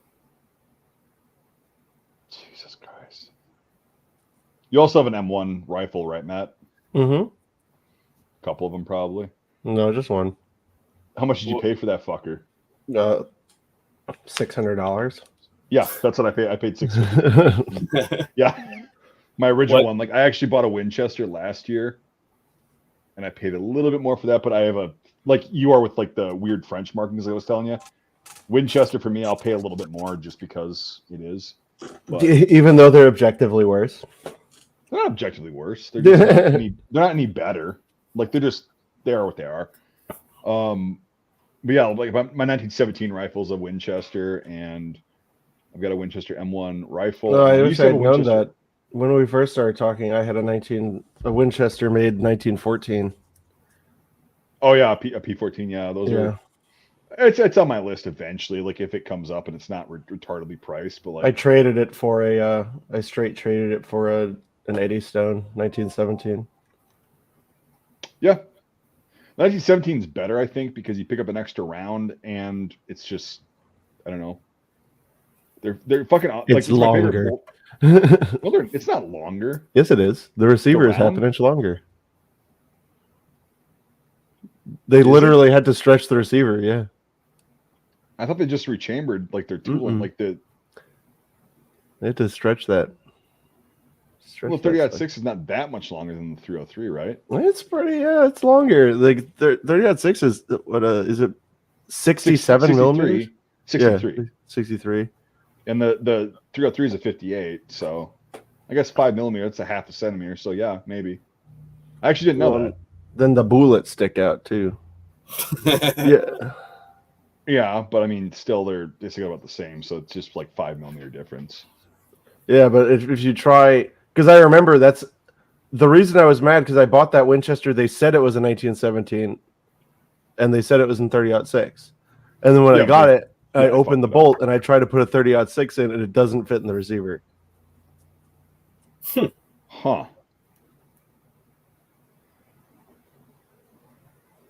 That's interesting. I guess you learn something every day. But like, I actually didn't know. I know they had to like. I never knew that. Yeah. What? Yeah, I obviously knew like they had to, But I mean, the magazine and everything's the same. You just pick up an extra round because it's not a fucking, tapered rimmed cartridge. Let's see. The overall length is 3.34 inches in 30-06.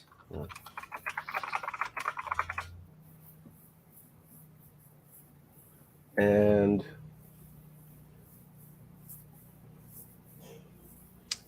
3 inches, 3.075 inches. So, yeah, 0.3 inches. That's pretty substantial.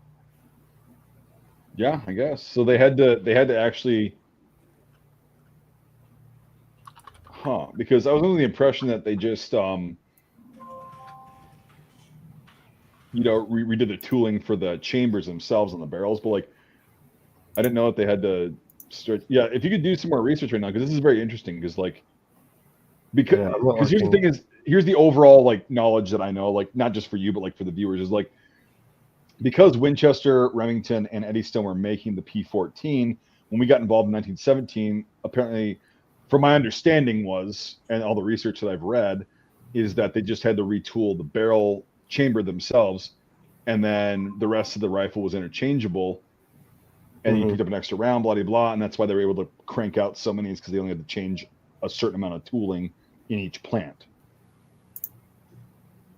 I'm reading it.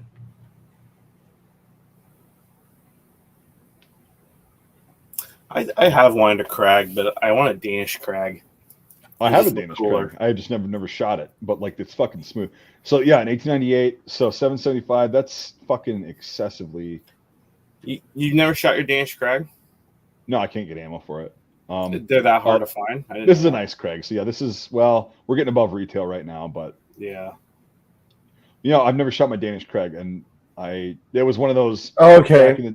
Yep. What's up, Matt? The overall length of the receiver is the same, but the length and shape of the opening for the magazine box, and thus the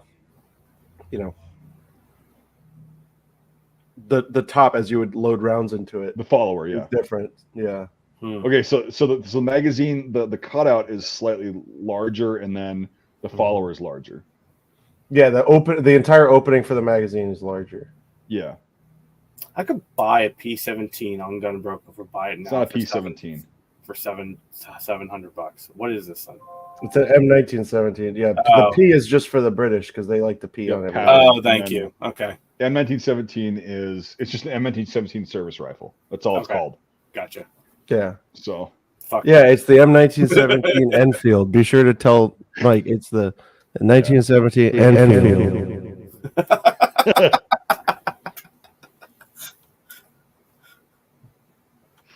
Nate, you're really shitting the bed, but it's also your first time like actually streaming on here, so yeah, we'll give you a pass. I'm a little retarded.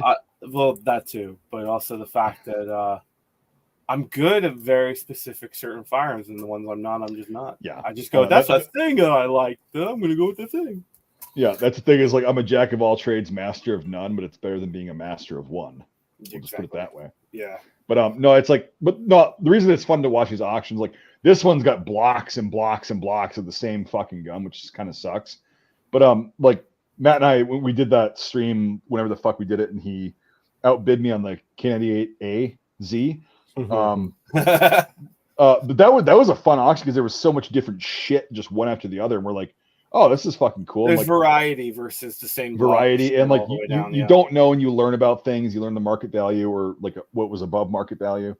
But no, on a lot of auctions like recently, like Devin and I have been streaming, and people are getting okay prices on a lot of old stuff. But like on this auction, no fucking way. Yeah, no way. I mean, like I remember when I've tuned into a lot of the ones that you and Devin were doing, and you know, there were some pretty good prices overall. Like I remember the last one, someone stole that Crag for like, yeah, I think it was like $650.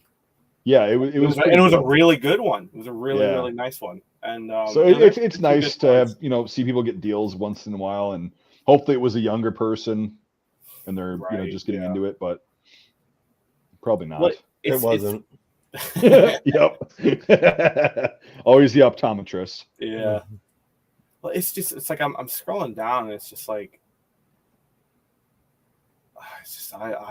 these are all either above market prices already on the bids or right at market price. And it's just like there's no under. It's very interesting. Yeah, on this one, like Milestone is usually pretty fucking high priced.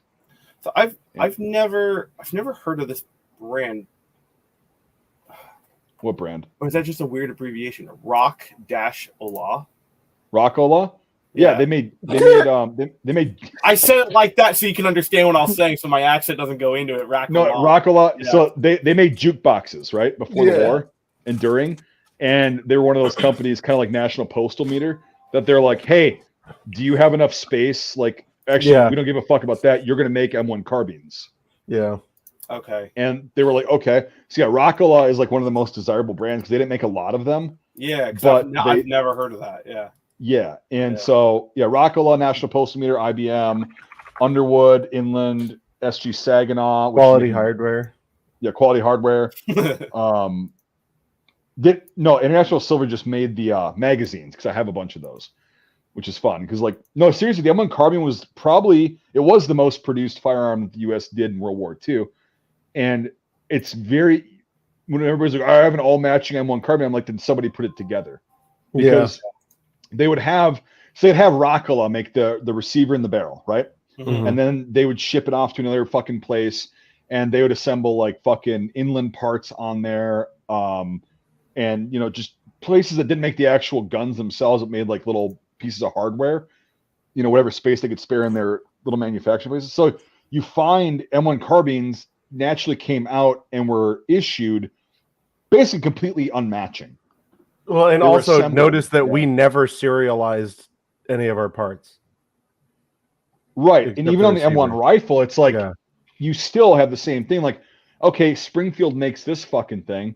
Winchester makes this fucking thing. And then it's like, well, so we have this many receivers made. We got backed up on this. We'll send it to this fucking place. They'll assemble the rifles and with all these parts that all these different places have, and then they'll send it over there.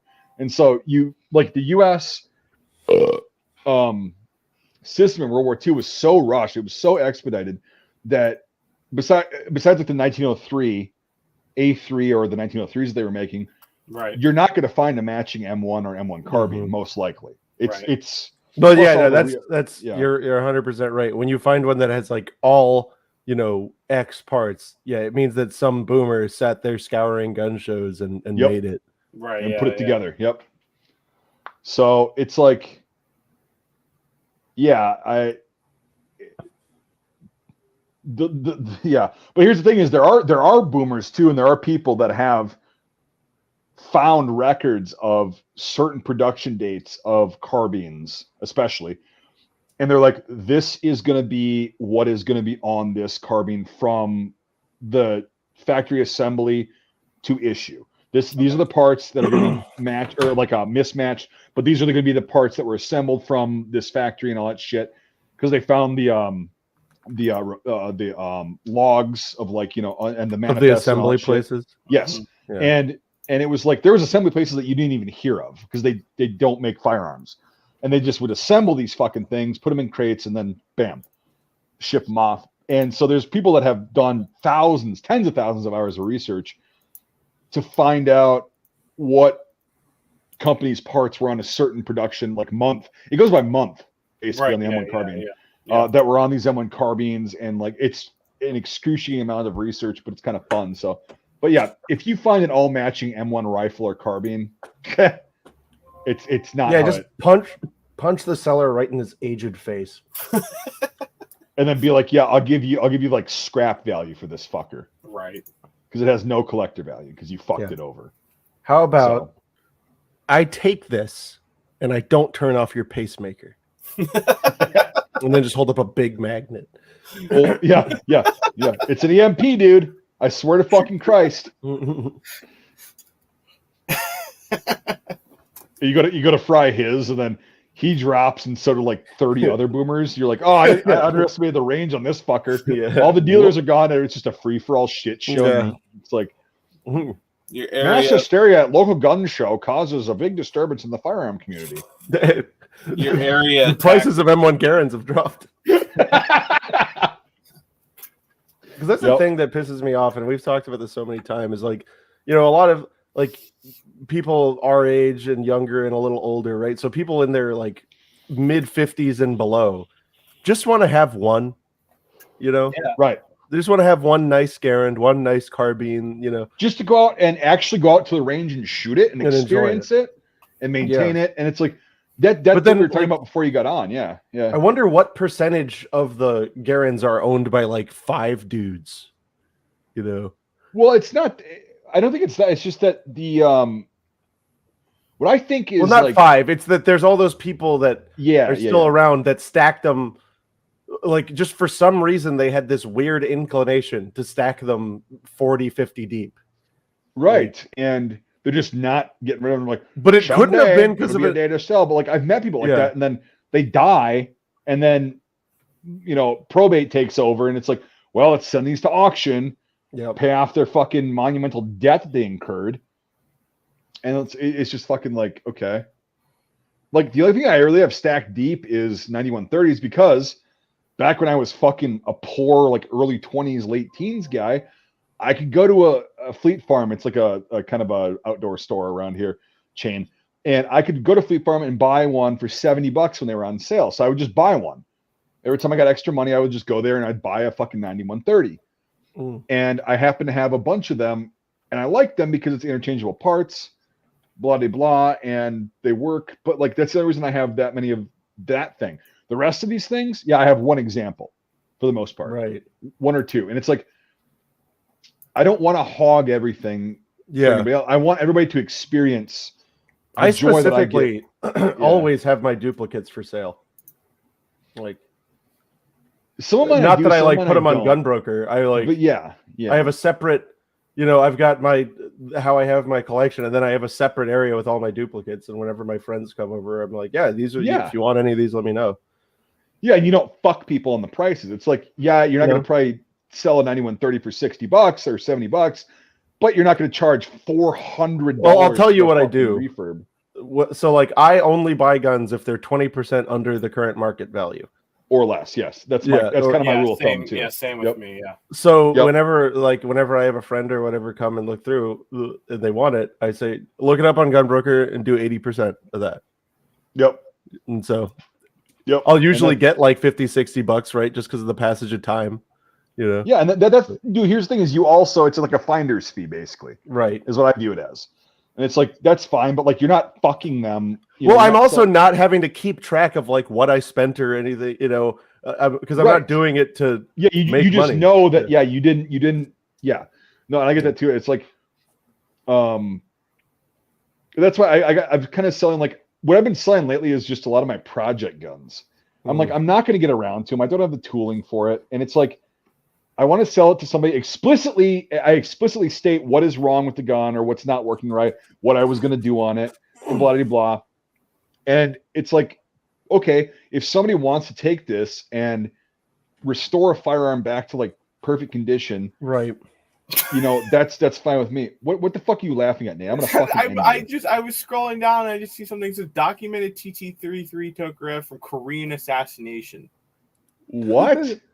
Where is this? Lot 148. Oh my god. Let's see that. Okay. So let's look at the pictures first. So that is a Romanian. I'm pretty sure that's Romanian or Chinese. Yeah, it could be Chinese. That's kind of cool. 1940? No, it's not. Okay, so I purchased a 1949 TT33. It's not a TT33, it's a TTC, by the way. Right. 7.62 caliber Tokarev pistol, blah, blah, blah, from Roy G. Robinson. Oh, that matters. On February 20th, 2018, with document from the Provost Marshal of the Yongsan District of Seoul, South Korea. After research, I located Lieutenant Colonel retired Charles Thibaud, or whatever the fuck, who was named on September 16th, 1968, document as registered under the Tokarev pistol, blah, blah, blah. I spoke by phone with Charlie, and he said the pistol had a knife and had been presented to him by the South Korean government in recognition of his participation in the interrogation of Kim Shin-jo, the lone survivor of 31-man North Korean commander unit who on January 21st, 1968, unsuccessfully conducted the raid on the Blue House with orders to assassinate and behead South Korean President Park. On March 23rd, 2018, Charlie invited me to his home in Yarmouth Port and related interesting highlights from his career as an Army intelligence officer serving in South Korea and stateside.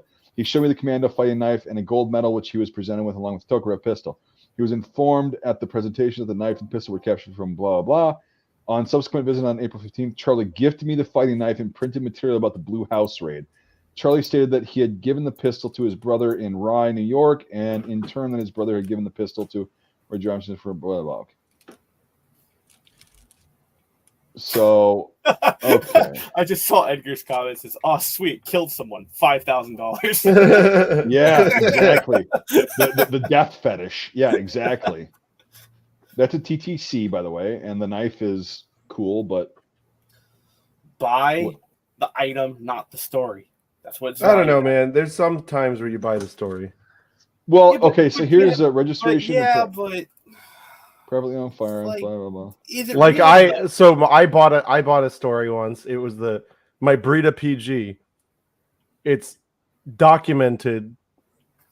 Like you can't get around the documents. They're verified that it was the gun that they took to Aberdeen to copy the M16A2 burst pack off of. And I got it for cheap. That's not bad. That's a right, exactly. So there's some times where you do something like that. But with that situation, though, it's hard to fake because there's only like 2 registered Britas. Right. Yeah. So it's the other one, and then there's the one that's the reason the A2 is a bad trigger. I'm gonna let the poop loop out really quick to go shit because he's whining. I'll be back in a bit. Take a piss break. Whining. That's fine. Take a 5. Yeah, the weasel horse. Yep. I'll scroll down and see if there's more. All right. Things like this. We're getting to the like the just boomer guns soon. Yeah. We get to I think what is it, lot 180. We get down to westerns, and then I think that's like there's a experimental U.S. Marks 25mm breech loading cannon. Yeah, I saw that. Cane guns. Oh God. Winchesters. Like scrolling. Huh. Yeah, man. Wow. And then we get down to like Kentucky flintlocks, and I think there's one tomorrow. I wonder if they're gonna have more of them. More of kind of like World War II, more World War II stuff. But it looks like it's just a lot of like random stuff, but it's like they're like weirdly grouped together. So there's no like variation. God, yeah. I think when you get to about you got the modern stuff all the way down at the bottom. We got Benelli's. Pre-ban Colts. There's so much stuff down here.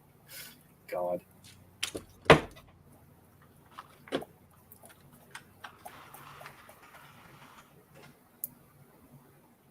So Matt, what year is that? What year is that 41? I forgot to ask you. It's actually funny because it's a 1943 Walther made 41. Nice. Because it's That's like cool. they're about to fix it. But Right. yeah. It was the last I have a 43 that's it's weird. It's all the same except for like the insides are the same, but the trigger housing, the little bit I know about it is that the trigger housing stuff seems to be later wore without the lock. So it's such a bitch to put back together to take it apart because it doesn't have the lock that holds Wait, hold it on. out. Wait, what are you talking about? Sorry. I have a G43 that seems to be 1944 dated. It doesn't seem like it had a lot of use in it, but the trigger, like the housing, like the bolt housing and all that stuff, all that is the internals match, but the rest of it doesn't within the mechanism, and it doesn't have a lock. It's one of those awful ones that you pull back and hold it. A bolt lock on the top. Yeah, it doesn't have the latch, so I have to kill my hand just trying to make sure I don't shoot the spring into my TV when I'm taking it apart. Like I hate it to death. And the guy, I got it in an auction where it was a museum. They were all selling like a vault lot, and apparently it had been in the vault for 53 years. No. And it was just sitting there, and whoever owned it, it must have been a GI because he sanded everything inside. He sanded the stock down and then shellacked it. And when I took it apart, the sawdust was still inside of it. Damn. And he shellacked the stock with all the parts on it, so all the metal parts have like varnish on them. 2,500 for a G41 is actually not terrible. Even with that shitty butt plate, you can just replace that. Yeah, that's not terrible. I mean, I dropped $5,000 on mine. Yeah, well, that's about 3 to 5. But that, that's sold. That's dude, actually, not 3 to 5, not anymore. No, I'm talking for like a shitty G41 versus like a shitty shootable one versus like a nice one. Yeah, I'd call mine nice. Yeah, that's yours is nice. That's a 4 to 5 grand range. I've seen bad ones, and that's nice. It's my 20% rule. I dropped $5,000 on it because I saw that they were going for 8 on Gunbroker. Yeah, well, that's Gunbroker. But like auctions, they've actually been going for between 3 and 5. Bid price, not buyer's. Yeah, right. Yeah. So, but like, so that's like 6 or 7. Actually, here's the question: is this 42 a real 42, or is it a 53 conversion? Oh, it's a wise light. Well, who cares? It's a wise light. No, I know, but whether the real. Well, you won't be able to tell because they don't use the receiver pieces. The AJM. They don't put the old. They redo it all from. Yeah, so here's the thing: is the AJM 53 that should just tell you exactly what the fuck it is. Yeah. So. Did it say 53? It says 42 on here. Well, no, like the. I see it down. I went down. Yep. So it's probably an M53, which is fine, but like it's fine. It's just not a 6,500. Well, they have the tripod, the Lafette rip-off. They have everything in there. So a Murata Type 22. That's pretty cool. And that's definitely the Yugoslavian. That was definitely the Yugoslavian post-war mount and sight and all that stuff. Look at this fucker. That's a cool rifle, man. What is that? A Murata Type 22.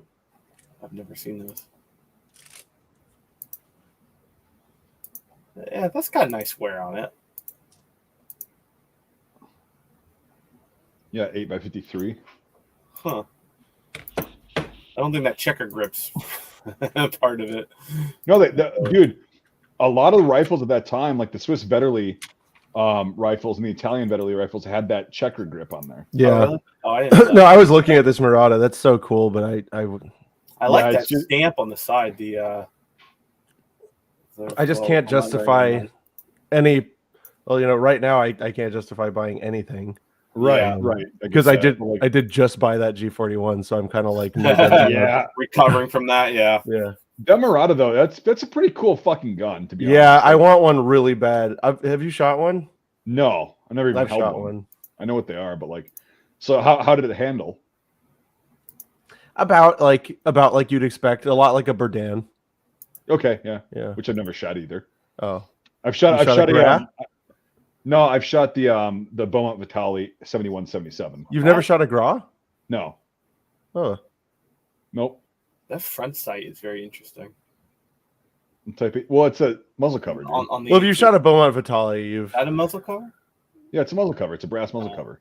I mean, but the difference being there though that the Beaumont Vitaly is a repeater. Oh, Sure. right. Yeah. It's I get that, but like Yeah. the original Beaumont Vitaly was not, but then they added the magazine. And, Well, that's why it's a Vitaly. right. It was originally a Beaumont 1871 and then the Vitaly. But no, so I've shot that, and it's really a weird thing to shoot a fucking centerfire like cartridge black powder rifle. You know what I mean? Because it's like you're still shooting basically a fucking musket. It's got a little bit more recoil than a musket, but it's still that push. It's not the bam, the snap. Yeah. You know, and it's pretty cool. So that's so wait, do you not have a martini? Yeah, I do. I just haven't shot it yet. Oh, damn, man! I've shot a martini before. Martinis are unquestioned to me, and you know I hate the British and everything, but of that whole era, the martini is the top. No, I would say except maybe the Verndl. The Verndl and the Beaumont Vitaly, I'd say outclassed the fuck out of the Martini Henry. Well, okay, the Beaumont Vitaly, but the Beaumont. If we're just doing straight single shot to single shot. Well, then I would say, okay, they're about the same, but like, because here's the thing is that lever action, that the whole falling block action, is, well, no, because at that point bolt actions were fairly a new concept, and the extractors weren't always the best. Okay, I'd say it's about the same then. Like, I think that as a single shot, the falling block is the best. But like not for anything else. Like the moment you go to anything else, it just doesn't make any sense. Yeah. Because the Martini Henry that I've shot was a Mark II, and it was 18. It was a short lever. Yeah. But like I own a short lever at 1871 dated. I just again I've got all the components. I've got all the brass. I made it out of 16 or 24 gauge shot shells. 28 gauge shotgun shells. Yeah. Or 24. Yeah. I've got all the brass. I sized it. I annealed it, and I've got some rounds loaded. I just haven't fucking fired the one that I have yet. And I got that, dude, Matt. I got that at an auction in 2020. I bid $350 on it, and I was like, "Yeah, there's no fucking way." And then all of a sudden, I get a notification from Proxy. They're like, "Hey, you won this," and I'm like, "Huh?" So I paid like $4.25 for my fucking Mark II 1871 dated short lever Martini. Great.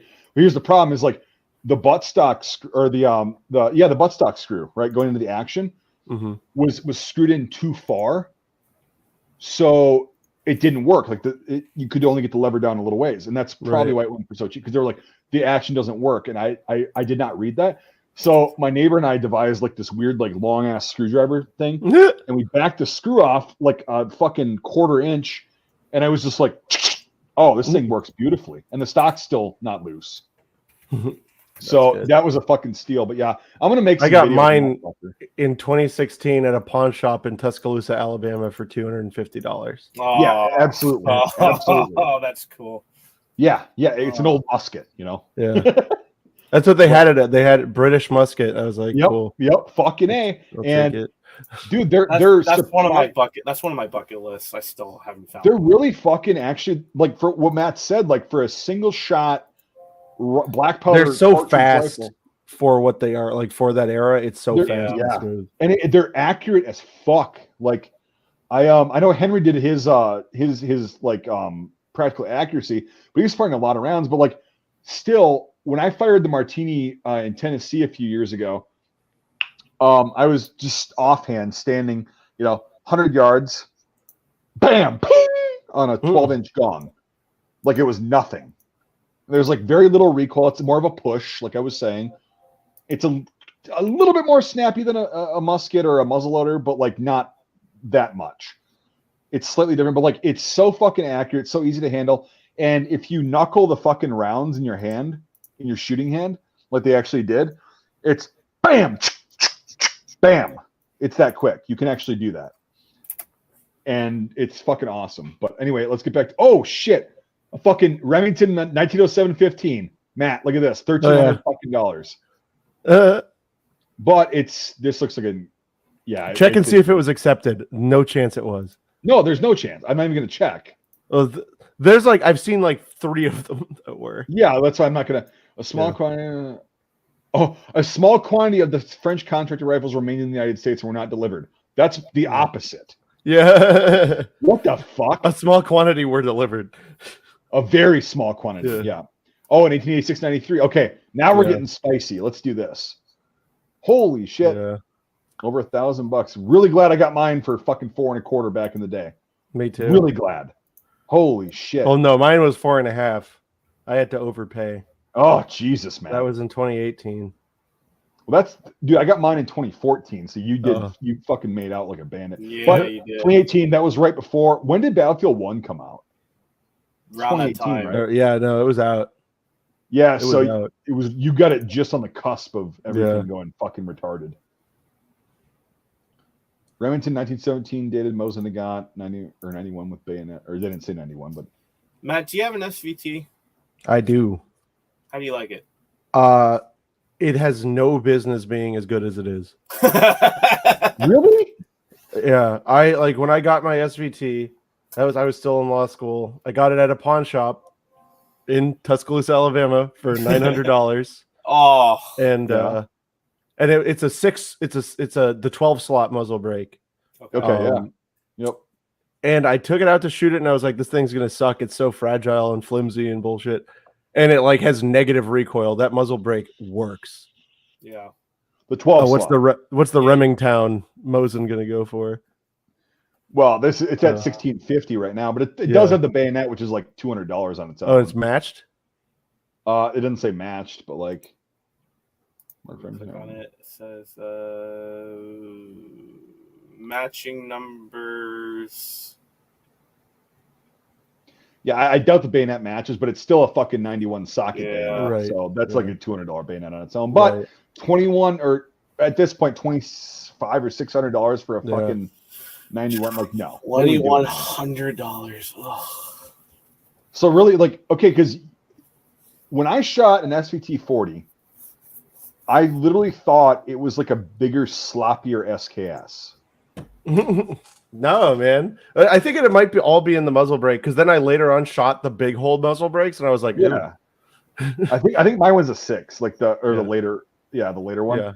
Or not mine, but like the one I shot was a 6. Because it just felt fucking janky to me. Like it was, and again, like you're not the first person that said like you love the SVT-40. It's fucking awesome, but like the one I shot must have just been weird. $2,600 fucking dollars. Holy shit! Oh God, you're rich, Matt. That's a 12 port though. It's 1941. Yeah. Well, let's see. Is it finish marked or is it? Yeah. Yeah, it's a 12 port. Yep. Sure is. Someone in the comments said a little late, but the Korean assassination Tokarev was on gun boards a while back for an absurd price.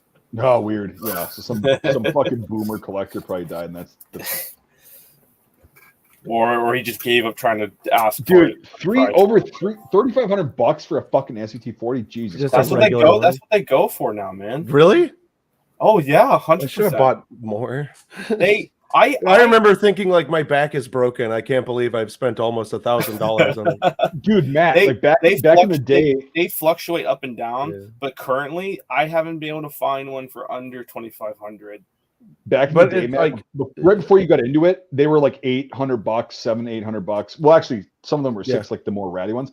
And the Canadians would always get on the forums and be like, "We can get them up here for $200 Canadian dollars." And I'm like, "Yeah, well, you also don't have a fucking import ban." And I'm like, who gives a fuck? They're pieces of shit, like they're sloppy and whatever. And I'm like, I'll get one eventually. And I think that I like couldn't disagree more on it being sloppy. Like at least my one, and mine's a 1940. So yeah, and that's fine. Like, but it's not like it was a terrible fucking rifle. It seems like it was literally, again, like the only way I can describe it is a bigger, sloppier SKS. I disagree wholeheartedly. I think it's stupid smooth.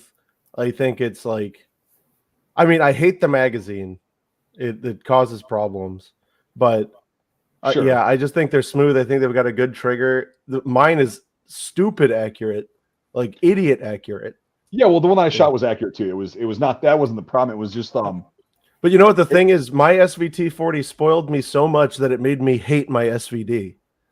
because Really, I thought Really? the SVD was going to be like a more refined SVT-40, but it's not. The SVD kicks like hard. So okay, that's what I was saying. The SVT that I shot kicked. So my SVT, you can feel it pulling off your shoulder. Yeah, so we must have. And the SVD, and I will say I shot the large port ones, and it does kick really hard. The large port That's probably the one that I shot, because it was like, again, when I say a bigger, sloppier SKS, I don't mean like sloppy, like it was just all fucked up. I mean like it kicked, it fucking goes up, and it felt like I was shooting SKS with 5.4, but like it was made for 3.9, but it was chambered in 5.4. If that makes sense. I got you. Well, if you ever find one with the large break, I actually have squirreled away a spare 12 port. So.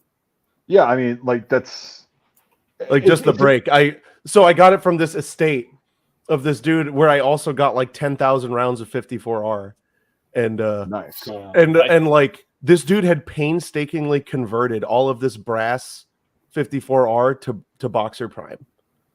Oh, he did that. So I've got thousands and thousands and thousands of brass cases that this dude probably spent days on his lathe fixing.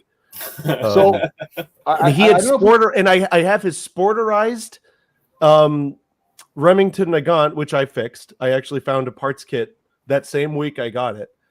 And then they were saying, oh yeah, he had the Tokarev rifle too. And I was like, yeah, well, where is it? I want to see it. They're like, no, we have that put aside for somebody. And then I look in this box, and there's all original parts for an SVT-40. Well, all of the muzzle device and everything. And I'm like, what's this? He's like, oh yeah, no, that was the stuff he took off of it. And I was just like, oh no. Yeah. Yep. So I took that box. Somebody wound up with a like sporterized SVT-40. Oh, here's that Korean pistol. Oh yeah, let's see this. Let's see what this goes for, because it is actually a Soviet TTC from what I can see. Like it's not Chinese. Obviously, they didn't start making those till later. But 2,600. Okay. What was the gunboard's asking price? I'm curious. He didn't say. He just ask him to remember. In the comments. Price. So where the fuck was he? He was on. Let me find him. No, I know. I just forgot who it was. Michael Bates. Yeah, Mike Bates. How much was the gunboard's asking price? Do you remember? Or if you can find the post, whatever. He's at 3,000 right now. This is the same username has been bidding on a lot of stuff. The HD. Yeah, HD. He's been bidding on a lot of things. Hey, I'm almost dead. That's probably his username. Oh my god. $3,000, dude. $3,000 for that. But really quick, Matt, I don't know if I asked this yesterday. The SVD, was that made to shoot 182 grain? The SVD? Yeah, or was that made to just shoot LPS? It's LPS. You don't shoot the heavy ball in an SVD. Okay.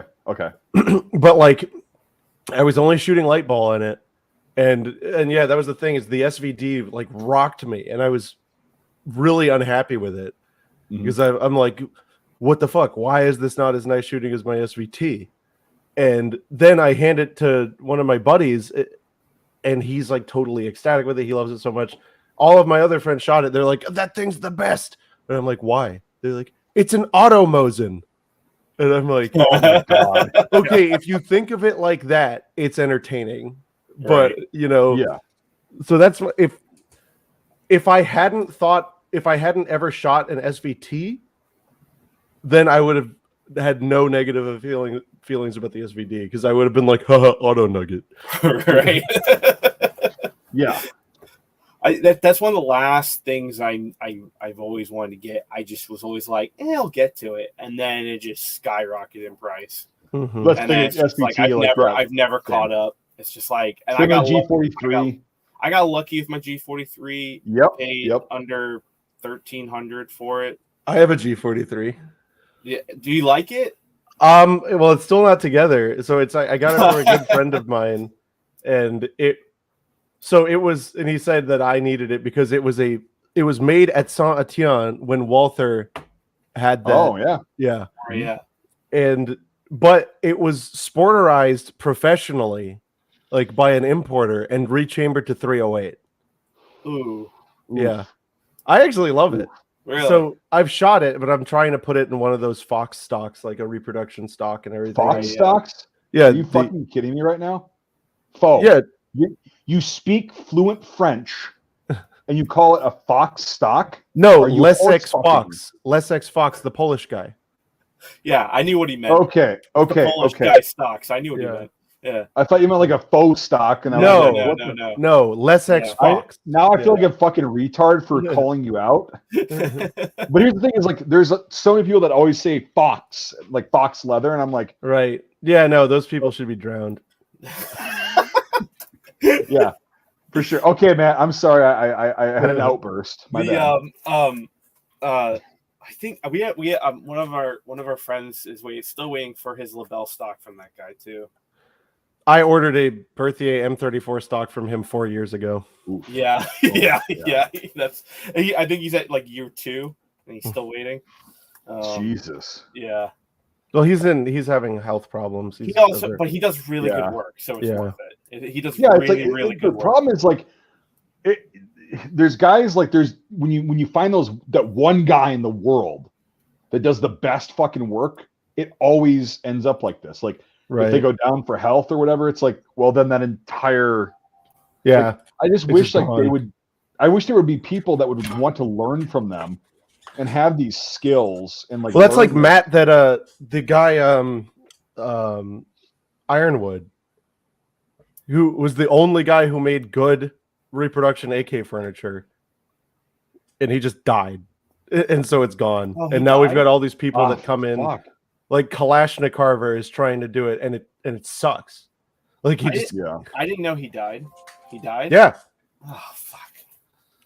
Yeah, no, and I had gotten my last stocks like a month before. Yeah. That sucks. Yeah, we're losing the skill. We're losing. Well, the niche shit needs to be passed on. That's just what I'll say. But nobody wants to do it because there's not that much money in it. Yeah. Well, there is. There is. Like, you just have to advertise yourself and like get people to know. And I mean that's the bitch of it. But like, dude, you'll have endless work. You'll have work forever, especially nowadays with shit getting more hard to find. And it's like, Matt and I were talking before because we worked out a deal, and I was like, yeah, do you know anybody that makes a Berthier stock? Yeah, there's a guy in Canada. Or my friend was, Devin was like, there's a guy in Canada, and I'm like, do you make Berthier stocks? He goes, no, I'd need an original one to get the CAD files and blah, blah, blah, and then do all that. And I'm like, fuck. Like, there's one guy that can do it, and it's like insane. So like, there is money in it. Holy shit! Michael Bates found the post. He says the guy wanted $12,500 for it. He got Good for him. Get dunked on. Last post edit was in March of this year. He said. Yeah, well, when you're dead, you really don't care how much your estate sells for, right? Do you think he's dead? I don't know. I feel like he probably just gave up. I feel like he gave up and just put it to the best auction he thought. You know what it most likely is, like it is with a lot of the older boomers. Got medical bills that came up unexpected. Yep. My heart exploded. I need that fucking pacemaker put in. Right? When I was making fun of all these millennials for their fucking avocado toast, I was eating Mickey D's like a real American. Yeah. And then, oh shit, yeah, I got the beatus. I'm on dialysis. Oh, wow. Weird. Medical bills. Why don't you use their fucking free healthcare that you squandered and fucking it's you've created and squandered, so it's fun. But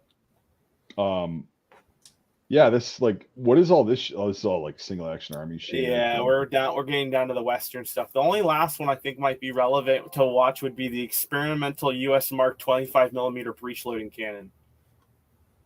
What lot number is that? 223. It's a bit down. We got like at least 75 more lots to go, and then most of the stuff's just like hammer revolvers. Oh, this is fucking cool. Look at that son of a bitch. Yeah, big. I think it's at $5,000 right now. Oh, look at that shit. That's fucking awesome. It's cool. That's fucking cool. With 25mm, just wham.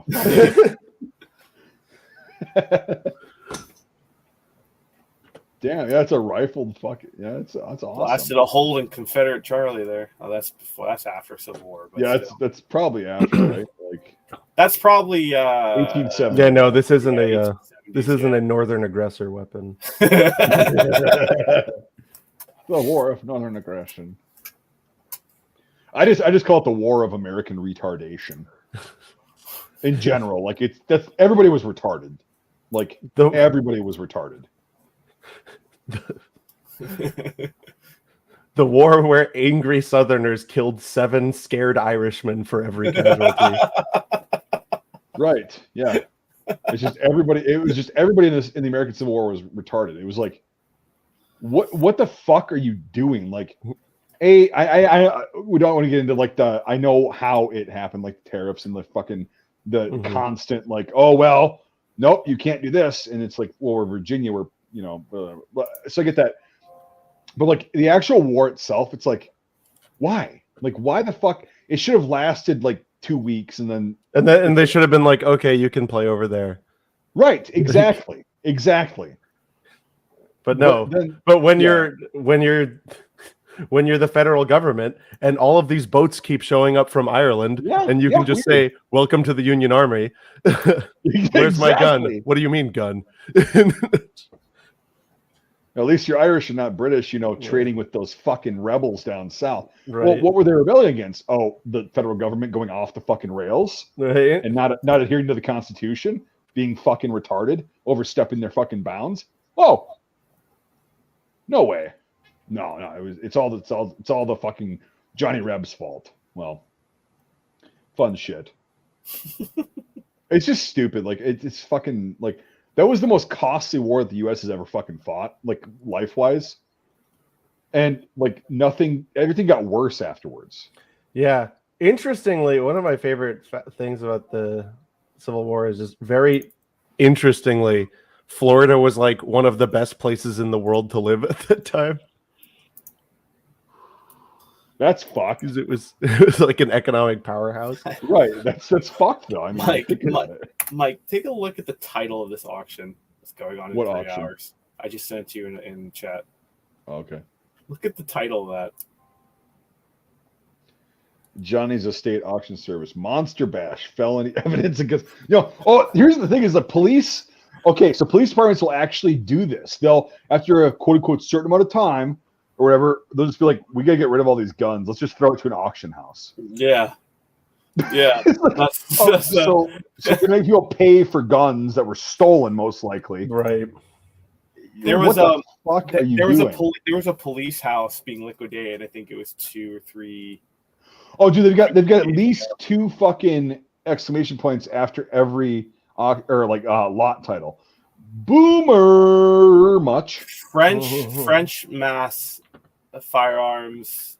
It's like Monster Bash felony evidence guns. Felony evidence of guns. So what lot are you looking at, Nate? Wait, I want in on this. If you scroll down the first thing, look at all the comic stands. Yeah. Right. Yeah.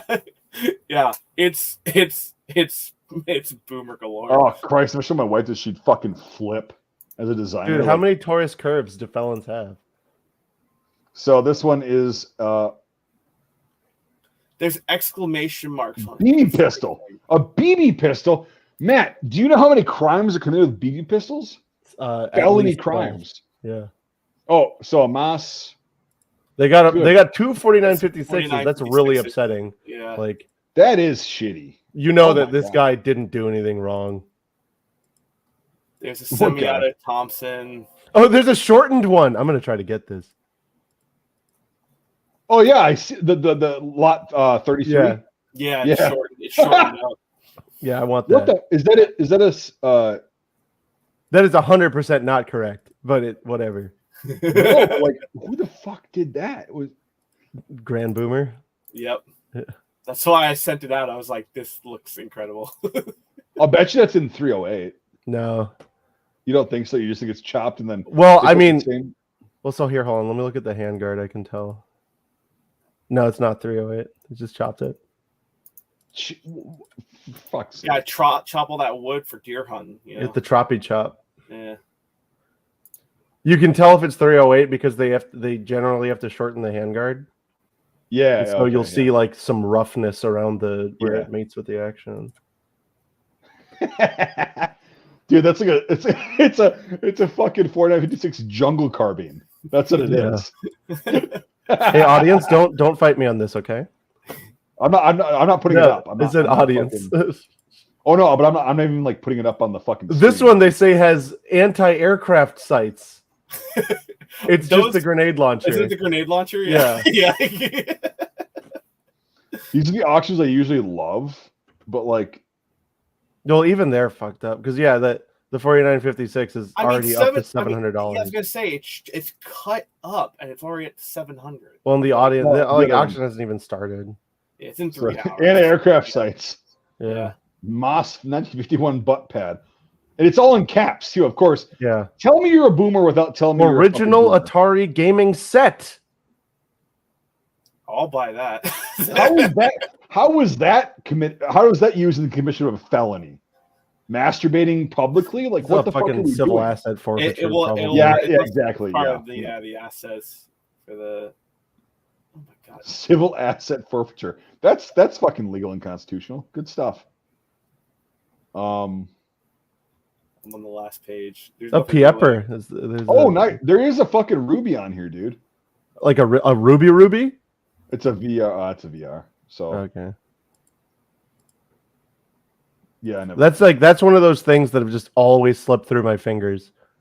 I've got like 4 rubies and none of them are rubies. Bubba, no. What? Oh. What lot number? Chat. 315. Shit, you guys are way ahead of me. High-end grow lights. Okay, I know where those came from. No way. They're growing tomatoes, dude. Oh, right. Yeah, that's what you do. Nate, you said 315? Yeah, 315. They got a shitload of grow lights. Oh, 319 too. Oh. I'm getting there. Fuck. Let's see. 305. 1315. 1936 military. Oh, the Ruby you're talking about was the VR? Yeah, the VR. Yep. I saw the silhouette and then I was like, oh yeah. Fucking Bubba. Really? Let's see. Wait, which Bubba one are you talking about? It's just a fucking 36 Tula 9130. Michael Bates says the guy's still alive. Last post was 2 days ago. Probably thought he could get more asking price at auction. Probably. Yeah. Just reply to the thread saying ha ha ha ha ha ha. So you said Nate 319 as well, yeah. 319 as well. Take a look at that. I'm just scrolling through everything. This is yeah. Carbon filters. Nice. A Hotson Escort. Those are good, right? I have no fucking clue what that is. It's a Turkish shotgun. Oh. CMR 30. I like my CMR 30. What is that? The Keltec, the Smeltec poor man's MP7. Oh, okay. Yeah, I mean, I don't give a shit if it's Keltec or whatever. Like, fucking, I'm not one of those like shitting on fucking brands. Does it work? Usually. It's a phone call. That was an alarm. Oh. Reminding me to send Ian McCollum a check. Whoops.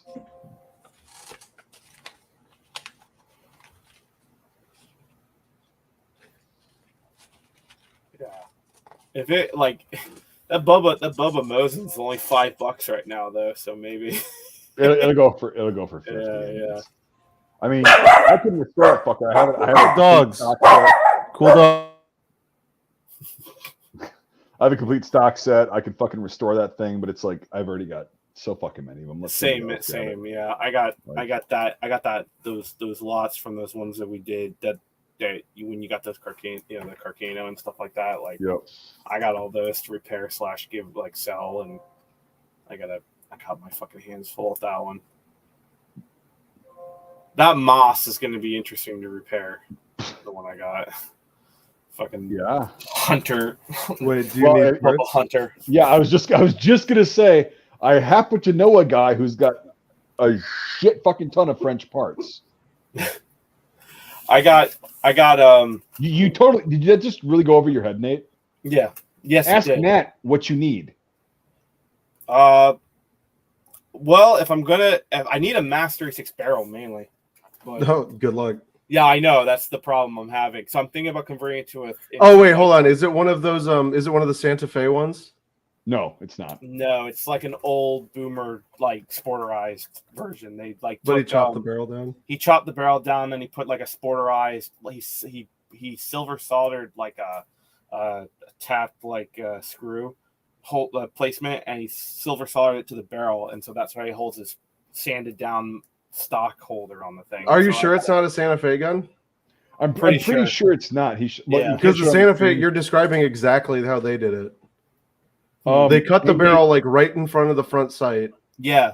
and then, yeah, no, that's a Santa Fe gun. There's no Santa Fe marking on it though. Many of them weren't marked. So, Nate, send me those pictures again on Facebook or wherever.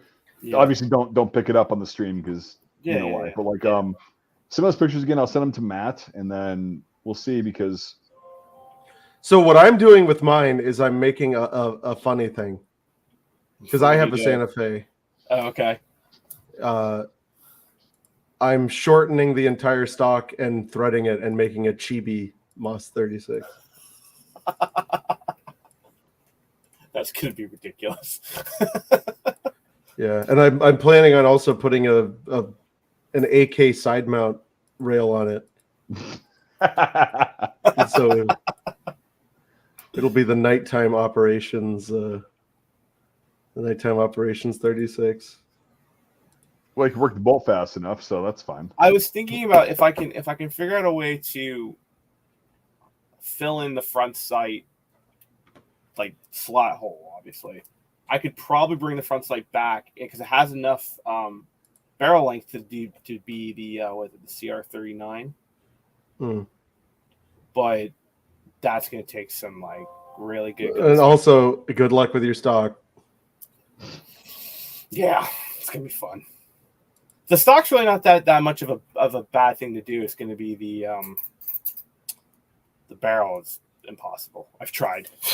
I've been like combing forums, combing everything, and it's like the last relevant source of barrels was like from I think it was like Wise Light had a bunch of them. Wise Light had them. It was about 3 years ago, and I was just like, I think I'm SOL on that. Yep, you are. Yeah, I got. If you want to get rid of it, let me know. I'll make something funny. Absolutely, I got it for next to nothing. So yeah, not too much skin. Yeah, I mean, I'd pay you good money on it because I just love them so much. I want to make a bunch of atrocities, and then every time I see Ian, I want to bring a different one with me. Right. Make the vein pop. Matt, what did you do? Do you know how much that was worth in original configuration? What do you mean? It was just this old gun I found. No. Do you know what it's worth? You just fucked over an entire piece of history. But look, it's got a cool thing. No, I don't care. It's got a surpriser on it. No, you don't know what you're doing, Matt. You don't know what you're doing. Yeah, that's true. I don't. I just smell my fucking hair. His hair smells nice. Smell my. Yeah. Well, yeah. I'll refrain from that rant, but anyway. Like, what do you guys think? Like, is the stream fucking dead? Because like this auction is just going to like this. Yeah, I think we're in. I think. Well, I mean, I'm past my wheelhouse of knowledge. On Well, yeah, I don't know what the fuck. So am I. But like, it's just like a bunch of fucking revolvers and shit. Gold Rush ID'd. Jesus. They're really getting desperate. I mean, but here's the thing: is 'tis the season for good gun auctions. 6? What? Holy crap! I just looked at the price. I actually have a bunch of stuff on consignment at an auction coming up, and I'm excited. I hope people overpay. They're not going to. They're going to like underpay the shit of everything, and then you're just going to be like, "Oh fuck!" I'll cry. It's sort of Gold Rush Colt model 1851. Jesus Christ. These are 36 caliber, right? So let me see. Yeah, caliber 36. Okay, yep. Fun. That's insane. Well, I suppose we can wrap up this bitch. Mm-hmm. All right. Thanks, guys, for watching. We'll see you on the next stream. Don't look forward to this any other time of the year except for like late summer and fall when the auctions are actually good, when most of the boomer shit has been sorted through and whatever. Because most of these guys die in like the first few months of the year. Like, I made it through the last holiday season and I'm just gonna give it up now, and then fucking you gotta go through probate and fucking or their families, and then this is the time of year where all their shit shows up. So fun stuff. Anyway, thanks for watching, everybody, and we'll fucking see you on the next stream. Yes.